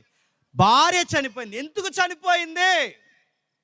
ఆ పిల్లని ఏడిపిస్తున్నారు మీరు. మళ్ళీ చెప్తున్నాను నేను, మీకు లెక్కలుంటే ఏమన్నా ఉంటే చూసుకోండి. ఆ అమ్మాయికి అర్థమయ్యేలా చెప్పండి. ఎవడ ప్లానింగ్ ఆడేస్తూ కూర్చుంటే మీరు అనుకున్నట్టు జరిగిపోవడానికి మీరు సృష్టికర్తలా? అమ్మాయికి అన్యాయం చేసేసి ఆ అమ్మాయిని బయటికి పంపేసి ఆ అమ్మాయి అంతలా ఏడుస్తుంటే పెద్దోడు పోయాడు, రెండోవాడు పోయాడు. అయ్యో యెహోవా దృష్టికి మా పెద్దోడు మా చిన్నోడే తప్పు చేసాడు అనుకోవడానికి బదులు తప్పంతా ఎవరిది అంటున్నాడు? తప్పు కొడుకులు గారి గుర్తుపెట్టుకోండి. ఎప్పుడు మన ఇంట్లో వాళ్ళది తప్పు ఉండదు, బయట వాళ్ళదే తప్పు అన్నాడు చూస్తాం మనం. నేను అడుగుతున్నాను, తప్పు వాడు అడుగుతున్నాను, తప్పు ఆ అమ్మాయిది కాదు, తప్పు ఏళ్ళలో ఉంది. ఎవడు యెహోవా దృష్టికి ఘోరమైన పని చేసింది? పెద్ద కొడుకు. ఎవడు యెహోవా దృష్టికి ఘోరమైన పని చేసింది? నీ రెండో కొడుకు. ఎవరు యెహోవా దృష్టికి అన్యాయంగా పడుతుంది? నువ్వు. అందుకే దేవుడు ఏం చేస్తాడు తెలుసా? పెద్దోడిని తీస్తాడు, రెండో వాడిని తీస్తాడు, ఇప్పుడు భార్యని తీస్తాడు. ఎందుకు చెప్పిన? తామారిని ఏడిపిస్తున్నావు. నేను అడుగుతున్నాను, దేశం కానీ దేశం మళ్ళీ యోధ ఏమి సాధించాడు చెప్పండి? శవాల గుట్ట సాధించాడు వెళ్ళి అక్కడికి. ఎందుకు ఇదంతా జరుగుతుంది చెప్పిన? ఒకరిని అన్యాయంగా ఏడిపించో, నీతిమంతుడిని ఏడిపించో. ఆ నీతిమంతుడి పేరు యోసేపు. యోసేపుని దేశం కానీ దేశంలో పడేస్తావు, దేవుడు నిన్ను దేశం కానీ దేశంలో పడేస్తాడు. యోసేపుని తీసుకెళ్ళి గోతులో పడేస్తావు, దేవుడు నిన్ను దొడ్లో పడేస్తాడు. దేవుడు యోసేపుని నువ్వు బాధ పెట్టేలా చేస్తావు. యోసేపుని సంఖ్యలు బాధ పెడుతుంటే దేవుడు నిన్ను శవాల చేత బాధ పెడుతున్నాడు. గుర్తుపెట్టుకో. సేమ్ జరుగుతుందంటే అక్కడ ఏం జరుగుతుంది, ఇక్కడ అదే జరుగుతుంది. ఎప్పుడైతే జరిగిందో కొన్ని రోజులకి ఏం జరుగుతుందో మీరు చూడండి. 14 వచ్చిన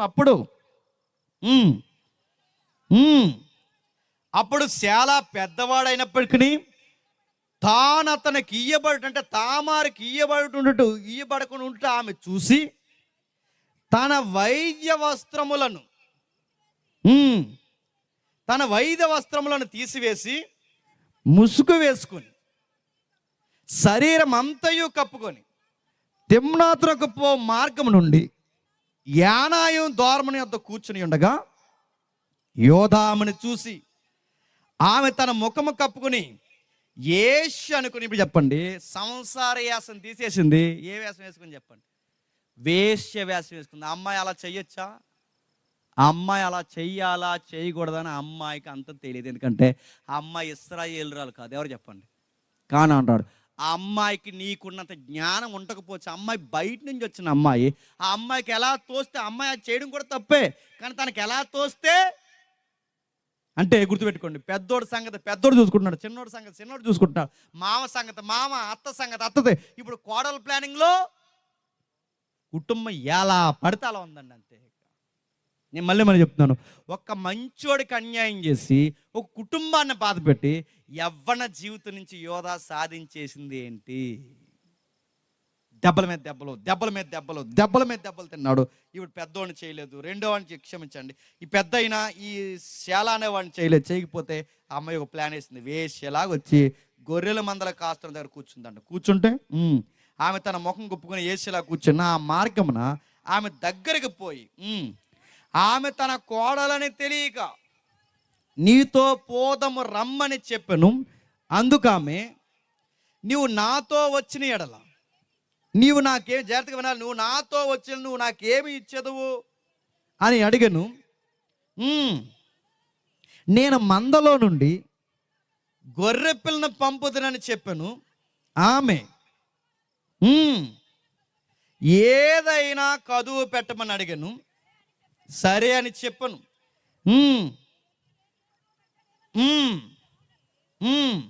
నీ ముద్రయు దాని దారమును నీ చేతి కర్రయని చెప్పి అతడు వాటిని ఆమెకు ఇచ్చిపోయాను. ఇప్పుడు బాగునండి, ఆమెకు చెప్పాడంటే అక్కడ కూడా అరువే, ఏడని అడగండి. ఆ తుంట్ర పని కూడా అరువు వెళ్తున్నాడు. ఎవరు చెప్పండి? ఏం బాగుందండి నేను జీవితం. వెళ్ళాడు, అరువు పెట్టాడట.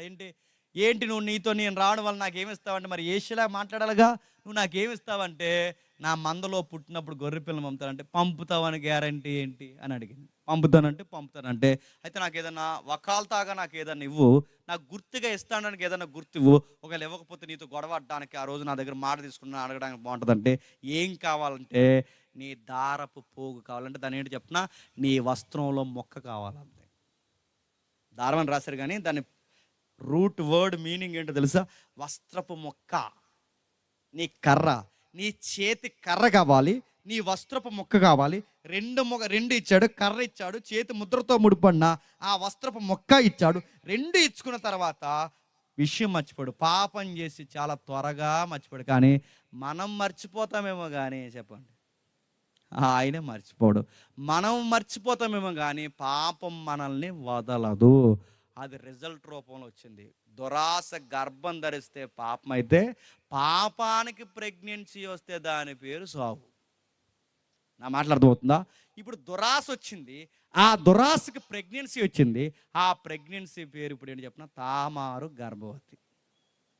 వెంటనే తీసుకొచ్చారు, బాబు నీకు విషయం చెప్పాలి, మీ కోడలు ఎవరితోనో చెప్పండి తప్పు చేసింది అన్నారు. ఈయనంత వెళ్తే కదా మర్చిపోయాడు. ఆవిడ చెప్పలేదు. ఎప్పుడైతే మీ కోడలు ఎవరితోనో తప్పు చేసిందని కానీ పిలిపించండి అంటనే అన్నాడు. పిలిపించి ఏమంటున్నాడు చూడండి. ఏమంటున్నాడు ఒకసారి త్వరగా ముగిద్దాం. ఏమంటున్నాడు ఒకసారి మనం 22వ వచనంలో. కాబట్టి అతడు యోధా యొద్దకు తిరిగి వెళ్ళి, ఆమె నాకు కనబడలేదు,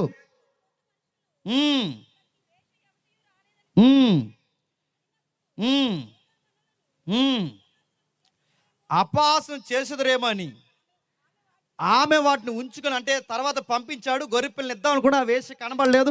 కొన్ని నెలలు అయిపోయింది. రమారం 24 3 నెలలు అయిన తర్వాత నీ కోడలు తామారు జారత్వం చేసిననియు, అంతేకాక ఆమె జారత్వం వల్ల గర్భమైనదనియు యోధాకు తెలపండి. అప్పుడు యోధ ఆమెను బయటికి తీసుకుని రండి, ఆమెని కాల్చివేయవాలని చెప్పాడట.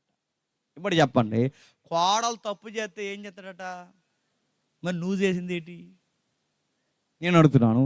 ఈయన ఏమనుకుంటానంటే, కోడలు తప్పు చేసింది అంటే కాల్చేస్తాను, మరి నువ్వు చేసింది ఏంటి అంటే ఈయన అనుకుంటున్నాడంటే, ఎప్పుడు గుర్తుపెట్టుకోండి, ఎదుటోళ్ళు చేస్తేనేమో వ్యభిచారం చెప్పండి, మనం చేస్తేనేమో సంసారం. చాలామంది చూసారా, ఎవడైనా తప్పు చేస్తే చాలు ఆడికి ఎన్ని రెఫరెన్స్ ఇప్పించారు, రెఫరెన్స్ మీద రెఫరెన్స్లు ఆడికి. బయటికి తీసుకురండి, తెగు పెట్టండి, తీర్పు తీర్చండి. మరి నువ్వు చేసిన ఎవడో తెలియదు అనుకుంటున్నావురా? నువ్వు చేసిన ఎవడ తిన్నాడు? ఆయనకి అన్నీ తెలుసు. యోధ వెంటనే ఒంటి కాళ్ళ మీద నిలబడి తన కోడలు తీర్పుతారు. ఏమని? కాల్చేయాలి. తాను చేసిన తప్పు వల్ల అది వచ్చిందని ఆయన తెలియక తను కాల్చేయాలి. కానీ దేవుడు చట్టం రాయించాడు. తర్వాత మీరు ఇంటికి వెళ్ళి చదవండి. ఆ లేవియ కాండంలో కానీ, ఆ ద్వితీయోపదేశ కాండంలో కానీ దేవుడు రాయించింది చెప్పిన, కోడలతో పోయి తప్పు చేసినా, మామతో తప్పు చేసినా, వరుసలు మరిసిపోతే అట్టి వారిని బయటికి తీసుకొచ్చి కాల్చేయమని దేవుడు కూడా రాయించాడు. చట్టం నమోదు చేయబడక మునిపే అది ప్రతి మనిషి సంస్కృతిలో దేవుడు పెట్టాడు. వావి వరుసలు తప్పే పనులు చేయకూడదు. ఆ రోజు ఎప్పుడైతే తీర్పిచ్చాడో కాల్చేయమంట నడుతున్నాను. కాల్చేస్తే నడుతున్నా తామారు నొక్కరనే కాదు చెప్పండి, యోధాను కూడా కాల్చేయాలి. కానీ విషయం ఏంటి చెప్పినా, ఆయన అనుకున్నాడు నాకు సంబంధం లేదనుకున్నాడు. తీసుకొచ్చారు, అడిగారు, అమ్మాయిని ఎవరి వాళ్ళని తప్పు చేసావు అని అడిగారు. నీ పనేంటి అని అడిగారు. ఈ తప్పుడు పనేంటి? మూడో అబ్బాయి నుంచి పెళ్లి చేద్దంటే, నువ్వు మూడో అబ్బాయి నుంచి పెళ్లి చేద్దాని బాగా చెప్పావు, కానీ చేస్తున్నావా అమ్మాయికి? చెయ్యి కల తయారైంది. నేను మళ్ళీ చెప్తున్నాను, గుర్తుపెట్టుకోండి. ఈ మాట సందర్భం కాకపోని చెప్తున్నాను.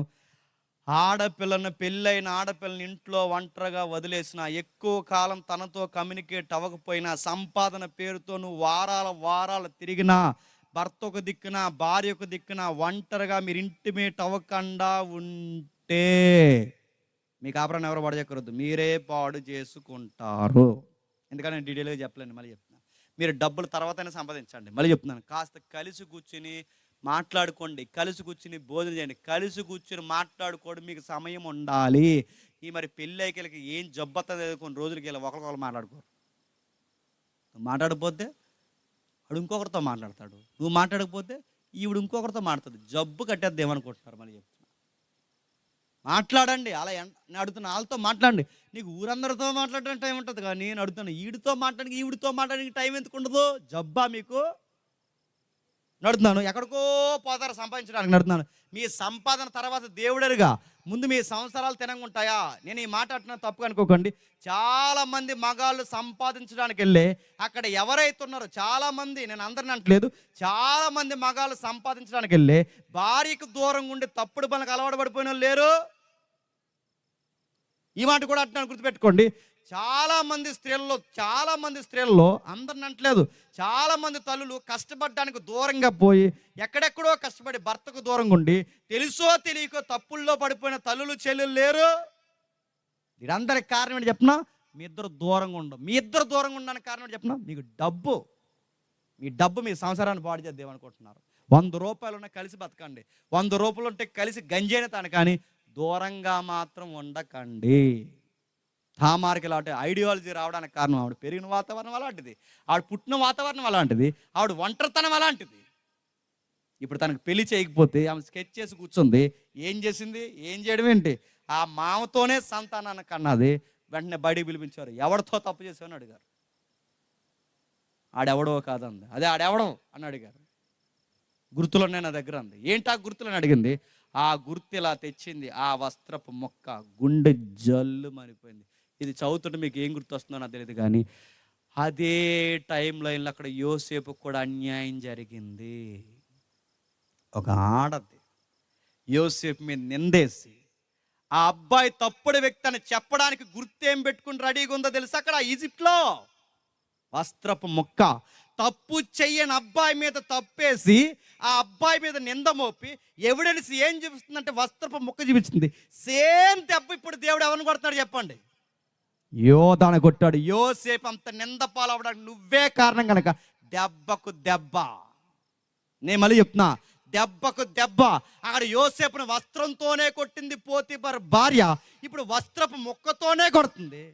నీ కోడలు కానీ, భార్య కానీ, కోడలు కానీ ఈ తామారు గుర్తుపెట్టుకో. ఏం చేస్తుంది ఇప్పుడు? ఇతనితోనే నేను తప్పు చేశానంటే అప్పుడు ఏమంటున్నాడు చూడండి. ఏమంటున్నాడు ఒక్కసారి 25వ వచనం. ఆమె బయటికి తీసుకుని వచ్చినప్పుడు ఆమె తన మామ యొద్ద ఆ వస్తువులను పంపి, ఎవరెవో నేను గర్భవతినైతిని, ఇవి ఎవరెవో గుర్తుపట్టమని చెప్పినట్టు యోధా వాటిని గుర్తుపట్టి, నేను నా కుమారుడు శేలనామకి ఇయ్యలేదు కనుక ఆమె నాకంటే నీతిమంతురాలని చెప్పి అప్పుడు మరి ఎప్పుడును ఆమెను కూడలేదు. ఏమంటాడండి? ఆమె నాకంటే నీతిమంతురాలు. నిజానికి వ్యాఖ్యానకర్తలు ఏం రాశారు తెలుసా? ఆమె నాకంటే నీతిమంతురాలు కాదు, ఆమె నాకంటే నీతిమంతురాలు అనవలసిన మాట కాకుండా నేను ఆమె కన్నా పాపాత్ముణ్ణి అనాలి. అక్కడ అది గుర్తుపెట్టుకో. అనాల్సిన మాట ఆమె నాకంటే నీతిమంతురాలు కాదు, ఆమె కంటే నేను పాపాత్ముణ్ణి.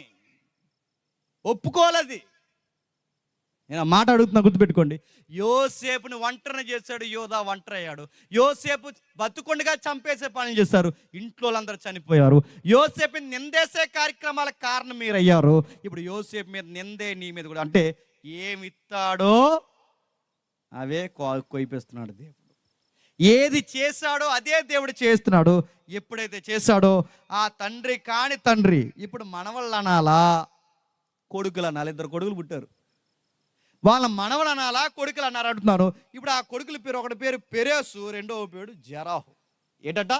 పెరేసు జెరహు. పెరేస్ అంటే చెప్పిన పగిలిపోయింది గుండె అని అర్థం. గుర్తుండి, పగులు. కోడలు అనాలా, భార్య అనాలా, కొడుకు అనాలా, మనవడు అనాలా, ఏమనాలి? అందుకే మొదటోడికి పెట్టుకున్న పేరు పెరేసు అనగానే గుండె పగిలిపోయింది అని. రెండో పేరు ఏంటి తెలుసా? జెరహు అంటే పగిలిపోయిన గుండెల్లో వెలుగు ఉదయించింది. జెరహు అంటే ఇప్పుడు నా జీవితంలో వెలుగు ఏంటి నాకు అర్థం. ఇప్పటి వరకు నేను చీకట్లో నడిచాను, ఇప్పటి వరకు అన్యాయం చేశాను, ఇప్పటి వరకు అబద్ధాలు ఆడాను, ఇప్పటి వరకు తమ్ముడిని, నాన్నే, కుటుంబాన్ని అందరినీ బాధ పెట్టాను. ఇప్పుడు నాకు అర్థమవుతుంది నేను చేసిందే నా నెత్తి మీదకి వచ్చిందని అర్థమైంది. అందుకు మొదటి కొడుకు పేరు పెరేసు, రెండో కొడుకు పేరు జెరహు. నా గుండె ఇప్పుడు నా గుండెల్లోంచి వెలుగొచ్చింది. నేను మారిపోయిన అర్థాలు వచ్చే ఎబ్రీ పేర్లే 2 కొడుకులకు పేర్లు పెట్టాడు. మారిపోయాడు. ఎప్పుడైతే మారిపోయాడు, యోధా జీవితంలో చీకట పగిలిపోయింది. ఉదయం పూర్తిగా మారాడు. దేవుడు మార్చాడు. దేవుడితో ఎలా ఉంటుంది చెప్పనా? చెబుతాడు. నీ వయసు ఉన్నంత దగ్గర నుంచి చివరికి నీ వయసు అయిపోయేంత వరకు కూడా చెప్తాడు. నీకు మనవల్లో మనవరాలు పుట్టేంత వరకు కూడా చెప్తాడు. అప్పుడు కూడా మారకపోతే ఏం ఎరగొట్టు కూర్చోబెట్టాలో ఎరగొట్టు కూర్చోపెడతాడు. యోధాకి వయసు ఉన్న దగ్గర నుంచి మొట్టికాయలు వేస్తున్నాడు, వేసాడు, మార్చాడు. చివరికి ఇంత తప్పు తన మీద పడితే అప్పుడు అర్థమైంది. సరిగ్గా ఒక టైం వచ్చింది, తప్పు తెలుసుకున్నాడు, 2 పిల్లలకు పేర్లు పెట్టాడు. ఎప్పుడు మళ్ళీ తన కోడల్ని చెప్పండి కోడలేదట. ఈ సందర్భం చదివేసి ఈ బయట లింగి మన ఇది పెద్ద తప్పులాగా ఏమంటారంటే, మీ బైబిల్లో కోడలతో మాంగారు పోయారు తెలుసా అన్నాడు. బైబిల్లో కేసు ఏమని రాశారు తెలుసా? తెలియకపోయాడని రాశాడు. తెలిసిపోయాడు, తెలియకపోయాడా? తెలియక కోడలతో పోయాడు. గుర్తుపెట్టుకోడు, తెలియక. నువ్వు పెద్ద బైబిల్ ఏదో తప్పు అన్నట్టు చెప్తున్నావు, తెలియకపోయాడు. మరి మీ గ్రంథాల్లో దేవుడే తెలిసి వచ్చాడు పైనుంచి. భక్తుడు ఇలా నదిగిపోయినట్టునే భక్తుడు భార్య దగ్గరికి వచ్చాడు. ఎవరంటే దేవుడు భక్తుడు భార్య దగ్గరికి. మా బైబిల్లో మనుషులు తప్పులు చేస్తారు, మీ గ్రంథాల్లో కూతురుతో పోయారు దేవుళ్ళు. కూతురులతో, మళ్ళీ చెప్తున్నాను, కూతురులతో పోయారు, మొగోళ్ళతో పోయారు మీ గ్రంథాల్లో. మీరు ఎదుటి వాళ్ళని తప్పులు పెడతారు. మీరు చదువుతున్నట్లో మీ తప్పులు మీకు కనబడవా? బైబిల్లో కోడలతో పాటు కోడలని తెలియకపోయాడు. తెలిసాకపోయాడు అని ఉందా? తెలిసాకపోలేదు. ఆయన భక్తుడు నదికెళ్ళాడట. ఈ లోపల భక్తుడు అసలు వచ్చినాడు. ఎవరో భార్య అడిగింది, నదికి వెళ్ళలేదా స్వామి అని. ఇవాళ స్నానం చేయను అన్నాడట. మేమంటే ఏడుస్తారు, మీరు మాత్రం ఎన్నైనా మమ్మల్ని అనేచ్చు. మీరు ఎలాంటోళ్ళంటే గుడ్డ కాల్సి మొఖాన్ని వేసేస్తారు మాకు, అంతే. నేను అడుగుతున్నాను, బైబిల్లో తప్పులు ఉన్నాయంటే తప్పులు బైబిల్లో కాదు, నీ కళ్ళల్లో ఉన్నాయి, నీ మెదల్లో ఉన్నాయి, నీ చదివే మనసులో ఉన్నాయి, నీ మైండ్ బాగాలేదు. తప్పు చేసిన యోధాన్ని ఎంకరేజ్ చేశాడా? నడ్డెరగొడు కూర్చోబెట్టాడు యోధాన్ని. తప్పు చేసిన తామారికి బుద్ధి చెప్పలేదు, తప్పు చేసిన నడుతున్నా ఆ వ్యక్తులకు రూబేనికి బుద్ధి చెప్పలేదు. ఎవరు తప్పు చేసిన? దావీదు తప్పు చేసిన వదిలేశాడా? సొలొమోను తప్పు చేసిన వదిలేసి ఎవరిని వదిలేశాడు చెప్పండి? దేవుడు పాత్ర మన దగ్గర నుంచి, మొదట మనసు ఆదాము దగ్గర నుంచి తప్పు చేసిన ఎవరినైనా వదిలేస్తాడైనా.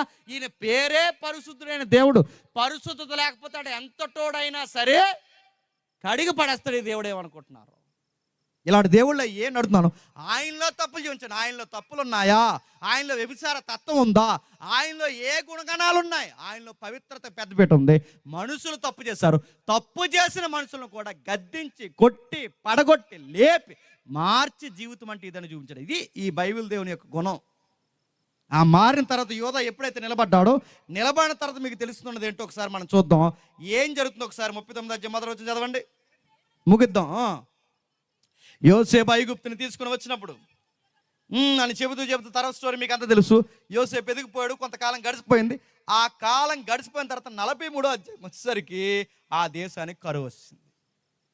ఎప్పుడైతే కరువు వచ్చిందో 11 మంది కొడుకులు పిలిచారు, నా మొక్కలు మీరు చూసి మీ మొక్కలు నేను చూసే కన్నా, ఈ ఆకలితో చచ్చిపోయే కన్నా ఐగుప్తుల ఆహారం దొరుకుతుందిరా, ఇల్లు ఆహారం తినరని 4 సీవర్డ్లు పెట్టి పంపించాడు. ఎవరు? తండ్రి యాకోబు గారు. అప్పటికి బతుకున్నాడుగా, ఆయన 49వ అధ్యాయం వరకు బతుకున్నాడు. ఎప్పుడైతే పంపించాడో, ఆయన పంపిస్తే ఈ పంపించిన ఈ 11 మంది వెళ్ళారు ఐగుప్తికి వెళ్ళిపోతే సింహాసనం మీద అబ్బాయి కూర్చుని ఉన్నాడు. ఎవరు? యోసేపు. ఆయన యోసేపు అన్న సంగతి 11 మందికి లేదు, 10 మందికి తెలియదు. ఎందుకంటే ఆయన్ని మర్చిపోయారు. ఎందుకంటే ఇప్పుడు ఆయన స్టైల్ మారింది, డ్రెస్ కోడ్ మారింది, ఎయిర్ మారింది, స్కిన్ టోన్ మారింది, అంతా మారింది. ఇప్పుడు ఈజిప్ట్లో ఉన్నాడు, ఒక రేంజ్లో ఉన్నారు. ఆయన గుర్తుపట్టలేకపోయారు. చాలా కాలం అయిపోయిందిగా, ఆయన గుర్తుపట్టలేకపోయారు. కానీ ఈయన మాత్రం ఆయన గుర్తెట్టారు. ఎందుకంటే అవి మరిసిపోయే మొఖాలు కాదు. కొన్ని మొఖాలు మర్చిపోలేము, మనం మర్చిపోతామా? లైఫ్లో అసలు మర్చిపోలేము. వాళ్ళు చేసిన అస్సలు మర్చిపోలేము. క్షమించడమే క్షమిస్తాం కానీ మర్చిపోగలమా? వాళ్ళ మాటలు మర్చిపోగలమా? వాళ్ళు చేసిన అన్యాయం మర్చిపోగలమా? మనం మర్చిపోయిన ఆయన మర్చిపోతాడా? సరిగ్గా ఎవడు కూర్చోకూడదు, ఆయన కూర్చున్నాడు సింహాసనం. కూర్చుంటే ఆడికెళ్ళి సిగ్గుమాల మొఖాలు పెట్టుకుని అడిగారు, బాబు మా దేశం కానీ దేశం నుంచి వచ్చావు, మాకు ధాన్యం కావాలంటే ఈయన గేమ్ ఆడాలనుకున్నాడు. వెళ్తావు ఎవరితో? అయితే ఏదన్నా మీరు కవులు ఇచ్చి వెళ్ళండి, ఏదన్నా వస్తు మార్పిడి విధానం కదా, ఆ రోజుల్లో కరెన్సీ లేదుగా, ఆ వస్తు మార్పిడి విధానంలో ఏదన్నా మాకు వకాలతో ఇచ్చి వెళ్ళండి అంటే ఏమేమంటారంటే ఎవరినొకరిని ఇక్కడ పెట్టేయాలండి అన్నాడు. ఆ తర్వాత ఆ గిన్నెలు మార్చాడు. ఆ తర్వాత మీకు అంతా తెలుసు. అవన్నీ ఇక్కడ పెడితే ఎవరిని పెట్టాలంటే ఆ బెన్యామీని పెట్టాడు. బెన్యామీన్ ఎవరు? యోసేపు తమ్ముడు. వెంటనే గుండె జల్లుమనిపోయింది. ఎవరికి చెప్పినా? యోధాకి. ఇప్పుడు గుర్తుపెట్టండి, రూబేను మాట్లాడట్లేదు, సిమియోను మాట్లాడట్లేదు, లేవి మాట్లాడట్లేదు. ఈ ముగ్గురు పెద్దన్నీళ్ళు ఎవ్వరు మాట్లాడకపోతే ఇప్పుడు మాట్లాడుతున్న వ్యక్తి ఎవరు చెప్పినా? యోధా మాట్లాడుతున్నాడు. ఏమని మాట్లాడుతున్నాడంటే, అయ్యా అలా కాదు, ఆల్రెడీ మా నాన్న ఇప్పటికే సగం చచ్చిపోయాడు. మా బ్యాక్ హిస్టరీ అంతా నాకు గుర్తుంది. ఎందుకంటే మా తమ్ముడు ఒకడు ఉండేవాడు, ఆ మనుషుడు చనిపోయాడు. ఆ మనుషుడు చనిపోయిన తర్వాత మా నాన్న సగం మనిషి అయిపోయాడు, చచ్చిపోయాడు. ఇప్పుడు ఒక్కగానొక్కడు, ఇప్పుడు వాడిని వీడిని ఇళ్ళలోనే చూసుకుని బతుకుతున్నాడు. ఇప్పుడు ఈ బెన్యామీను చిన్నోడిని కూడా వదిలేస్తే మా నాన్న మా కళ్ళతో మేము చూడలేము. అసలే మా నాన్నకి చెప్పి వచ్చే ముందు చెప్పాడు, రే ఆల్రెడీ నేను ప్రేమించిన కుమారుడు యోసేపు పోయి ఇప్పుడు ఈ బెన్యామీనుకు కూడా ఏమన్నా జరిగిందంటే నేను బతకలేను అంటే మళ్ళీ మా నాన్న మేము బాధ పెట్టలేము. దయచేసి ఒక మాట అంటున్నాం, మా బెన్యామీను ప్రాణానికి ప్రాణం బదులుగా చెప్పండి నా ప్రాణం తీసుకోండి, నా తమ్ముడు బదులుగా నన్ను చంపేయండి. మళ్ళీ మా నాన్న ఏడవకూడదని ఆ 43 అధ్యాయం 33 నుంచి మాట్లాడుతుంటే ఏం జరుగుతుందో ఒకసారి చూడండి. 33 వచ్చినండి. కనిష్ఠుడు వరకు అతని ఎదుట తమ తమ ఈడు చొప్పున కూర్చుండరు కానీ ఆ మనుషులు ఒకరి వైపు ఒకరు చూసి ఆశ్చర్యపడిరి. అతడు తన ఎదుటి నుండి ఏం చెప్తున్నాడు చెప్పండి. కూర్చున్నారు, చూస్తుండగా ఏం జరుగుతుంది మీకు తెలుసా? పైన కింద ఇంటికి వెళ్తారు, చదవండి. ఆ బెన్యామీను వదిలేండి దయచేసిన అంటే ఇదే మాట గుర్తుపెట్టుకోండి. బెన్యామీను వదిలేయండి, నన్ను తీసుకుంటా అన్నమాట. ఇదే మాట యోసేపు విషయంలో అంటే ఎంత బాగుండండి.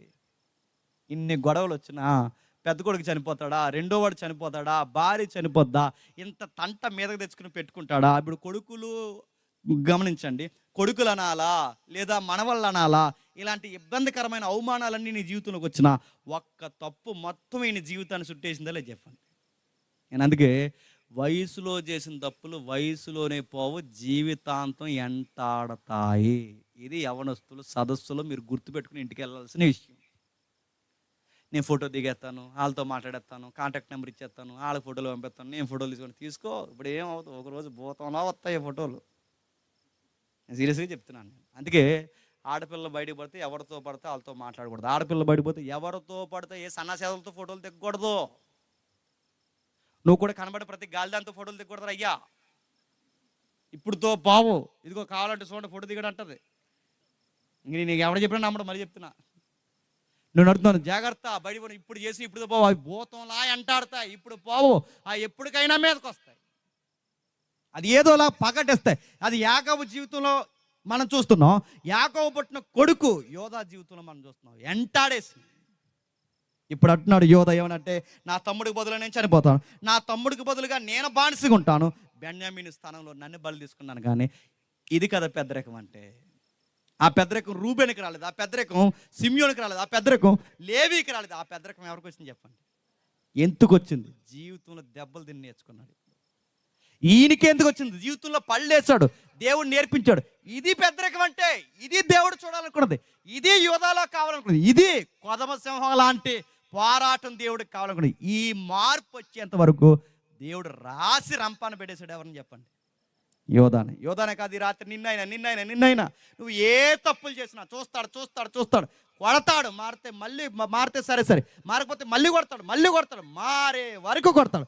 ఎన్నిసార్లు గద్దించినా మారకపోతే విననొల్లని వాడిని హఠాత్తుగా చంపేస్తాడు. ఏమనుకుంటున్నావు?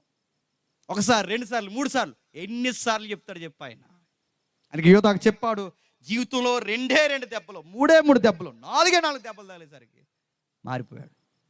కళ్ళ ముందు సావును చూశాడు, కళ్ళ ముందు ఒంటరితనం చూశాడు, కళ్ళ ముందు తండ్రి కన్నీళ్ళు చూశాడు, కళ్ళ ముందు తన వల్ల కుటుంబం ఎంత నష్టపోయిందో చూశాడు.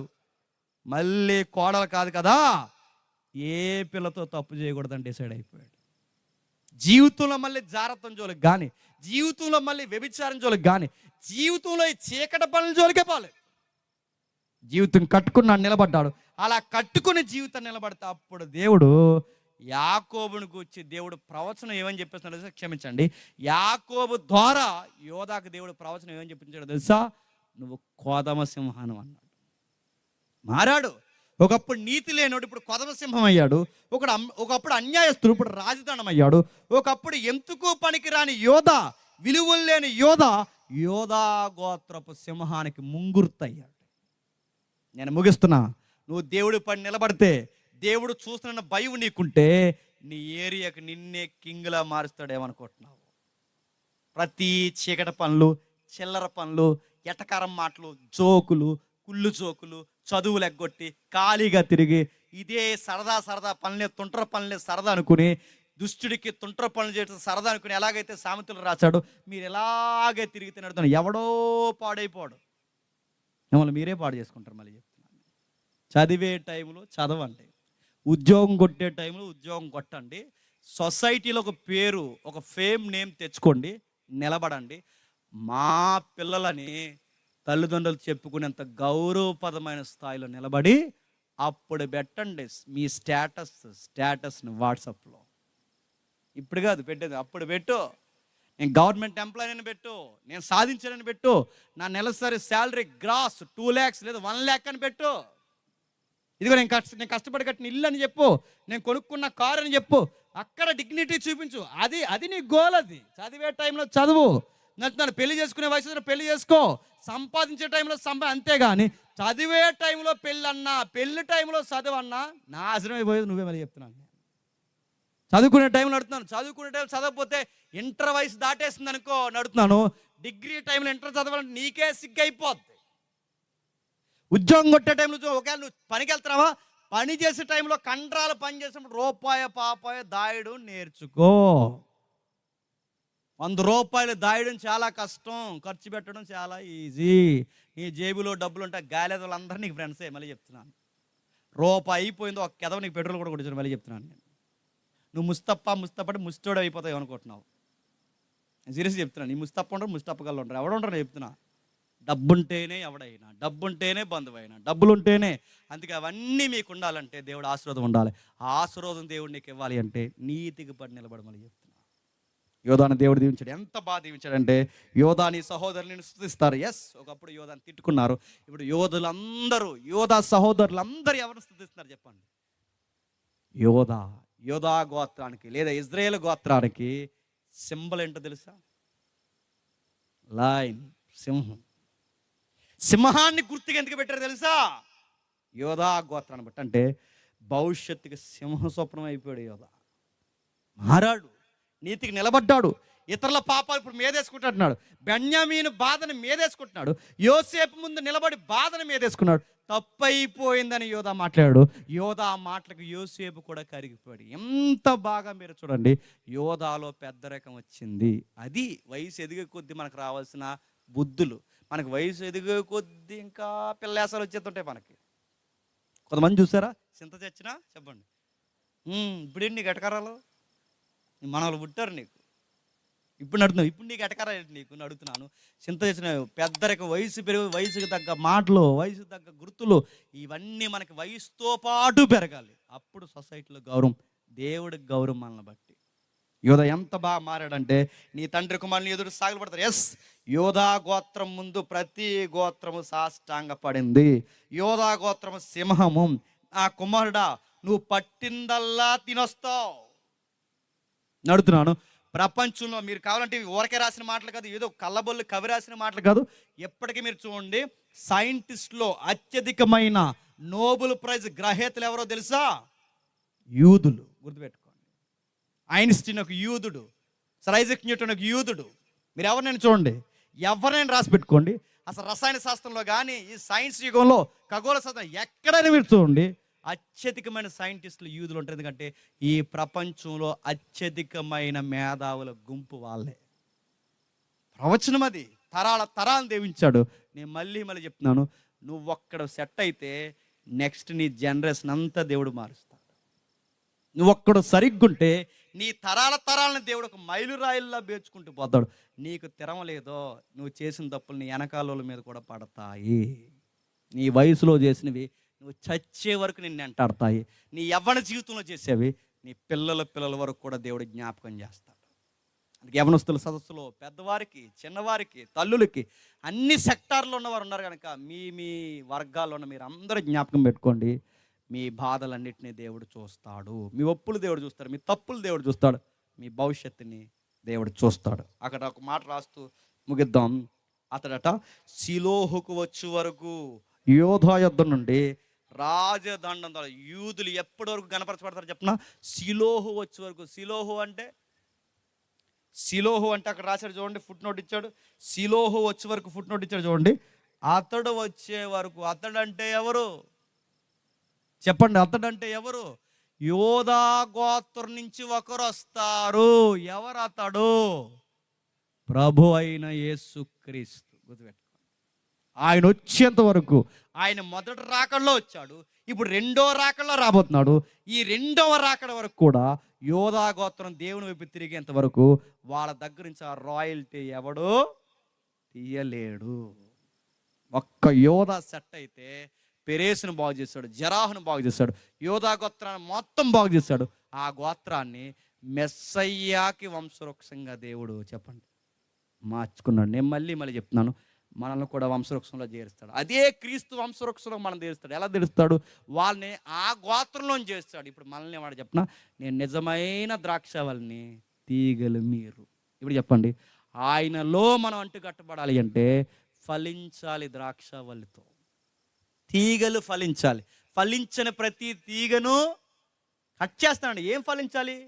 దుర్మార్గకు దూరంగా ఉండాలి, నీతికి దగ్గరగా ఉండాలి, పవిత్రతకు పెద్ద పెట్టేయాలి, సత్క్రియలతో ముడిపడి ఉండాలి, ప్రభువు చెప్పిన ఆజ్ఞలు పాటించాలి. ఈ సూత్రాలు ఎవడైతే ఫలిస్తాడో, ఈ ఫలించే ఈ తీగను తనలో అంటుకడతాడు. ఫలించకపోతే కట్ చేసేస్తాడు. అందుకే యోధాను దీవించిన దేవుడు, తన పిల్లలను దీవించిన దేవుడు, తన వయసు నుంచి బాగు చేసుకుంటూ వచ్చిన దేవుడు ఈ రాత్రి నీకు కూడా చెప్తున్నాడు. నీ వయసుని బట్టి, నీ వృద్ధాప్యం వరకు, నీ వృద్ధాప్యాన్ని బట్టి, నీ పిల్లల వరకు ఈరోజు కూడా దినమెల్లా చేతులు జాపి నేను పిలుస్తున్నాడు. నువ్వు మారితే ఆనందించేవాడు అందరికన్నా ఆయనే, నువ్వు మారకపోతే అందరికన్నా నేను బట్టి బాధపడేది కూడా ఆయనే, నిన్ను ఆశీర్వదించేది ఆయనే, మాట వినకపోతే నేను శిక్షించేది కూడా ఆయనే. ఆయన మళ్ళీ చెప్తున్నాను, గుర్తుపెట్టుకోండి. సిలోహు నుంచి అంటే యోధా గోత్రం నుంచి ఆయన వస్తే, ఈసారి యోధా గోత్రం నుంచి రాడు కానీ నేడో రేపో మేఘాల మీద రాబోతున్నాడు. సరాసరి నీ ముఖ దర్శనం మీదకే రాబోతున్నాడు. ఆయన ఎదుట నిలబడే క్రియలు చేస్తే ధన్యజీవుడివి.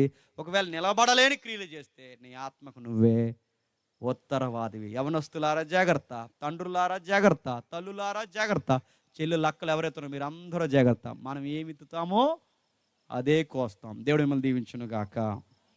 Amen, amen, amen. ప్రార్థన చేసుకుందాం. ప్రేమగల తండ్రి, కృపగల దేవ, ఎవరికి ఈ సంగతులు అర్థమైనా తెలియదు తండ్రి. విలువైన సంగతులు విన్నారు, అర్థమైన వారు ధన్యులు తండ్రి. ఈ జీవిత చరిత్రలు ఎన్నిసార్లు మేము మాట్లాడుకున్నా మా జీవితాలను గద్దిస్తాయి, ఆశీర్వాదకరంగా మారుస్తాయి. ఇందుని బట్టి మీకు స్తుతులు, స్తోత్రములు తండ్రి. మేము వెళ్తున్న మమ్మల్ని క్షేమంగా నడిపించండి. వచ్చిన వర్గాన్ని, స్నేహితుల్ని, బంధువుల్ని, ఈ సభ కొరకు నిందలో బాధలు తండ్రి వెలివేతకు గురైన ప్రతి తమ్ముడిని, చెల్లిని ఆశీర్వదించండి. వారిని దీవించి బలపరచండి. సిగ్గుపరచాలనుకున్న వారికి కూడా తండ్రి సాక్షార్థంగా తండ్రి వారికి దీవెనకరంగా ఉండడానికి వీరిని మరింత ఆశీర్వదించండి. వీరికి సహకరించిన ఈ దైవజనులందరినీ, వేదిక మీద ఉన్న వారిని, వేదిక కింద ఉన్న వారిని, ఇక్కడికి వచ్చిన ప్రతి ఒక్క దైవజను వాళ్ళ సంఘాన్ని ఆరోగ్యాలు దీవించి కాపాడండి. మమ్మల్ని సతులుగా భావించి మా మీద చెడ్డ మాటలు పలికిన ఎవరైనా ఉంటే క్షమిస్తారని కోరుతూ అందరినీ మీ చేతులకు అప్పగిస్తూ క్రీస్తు నామమున ఈ ప్రార్థన సమర్పిస్తున్నాం తండ్రి. Amen, amen, amen.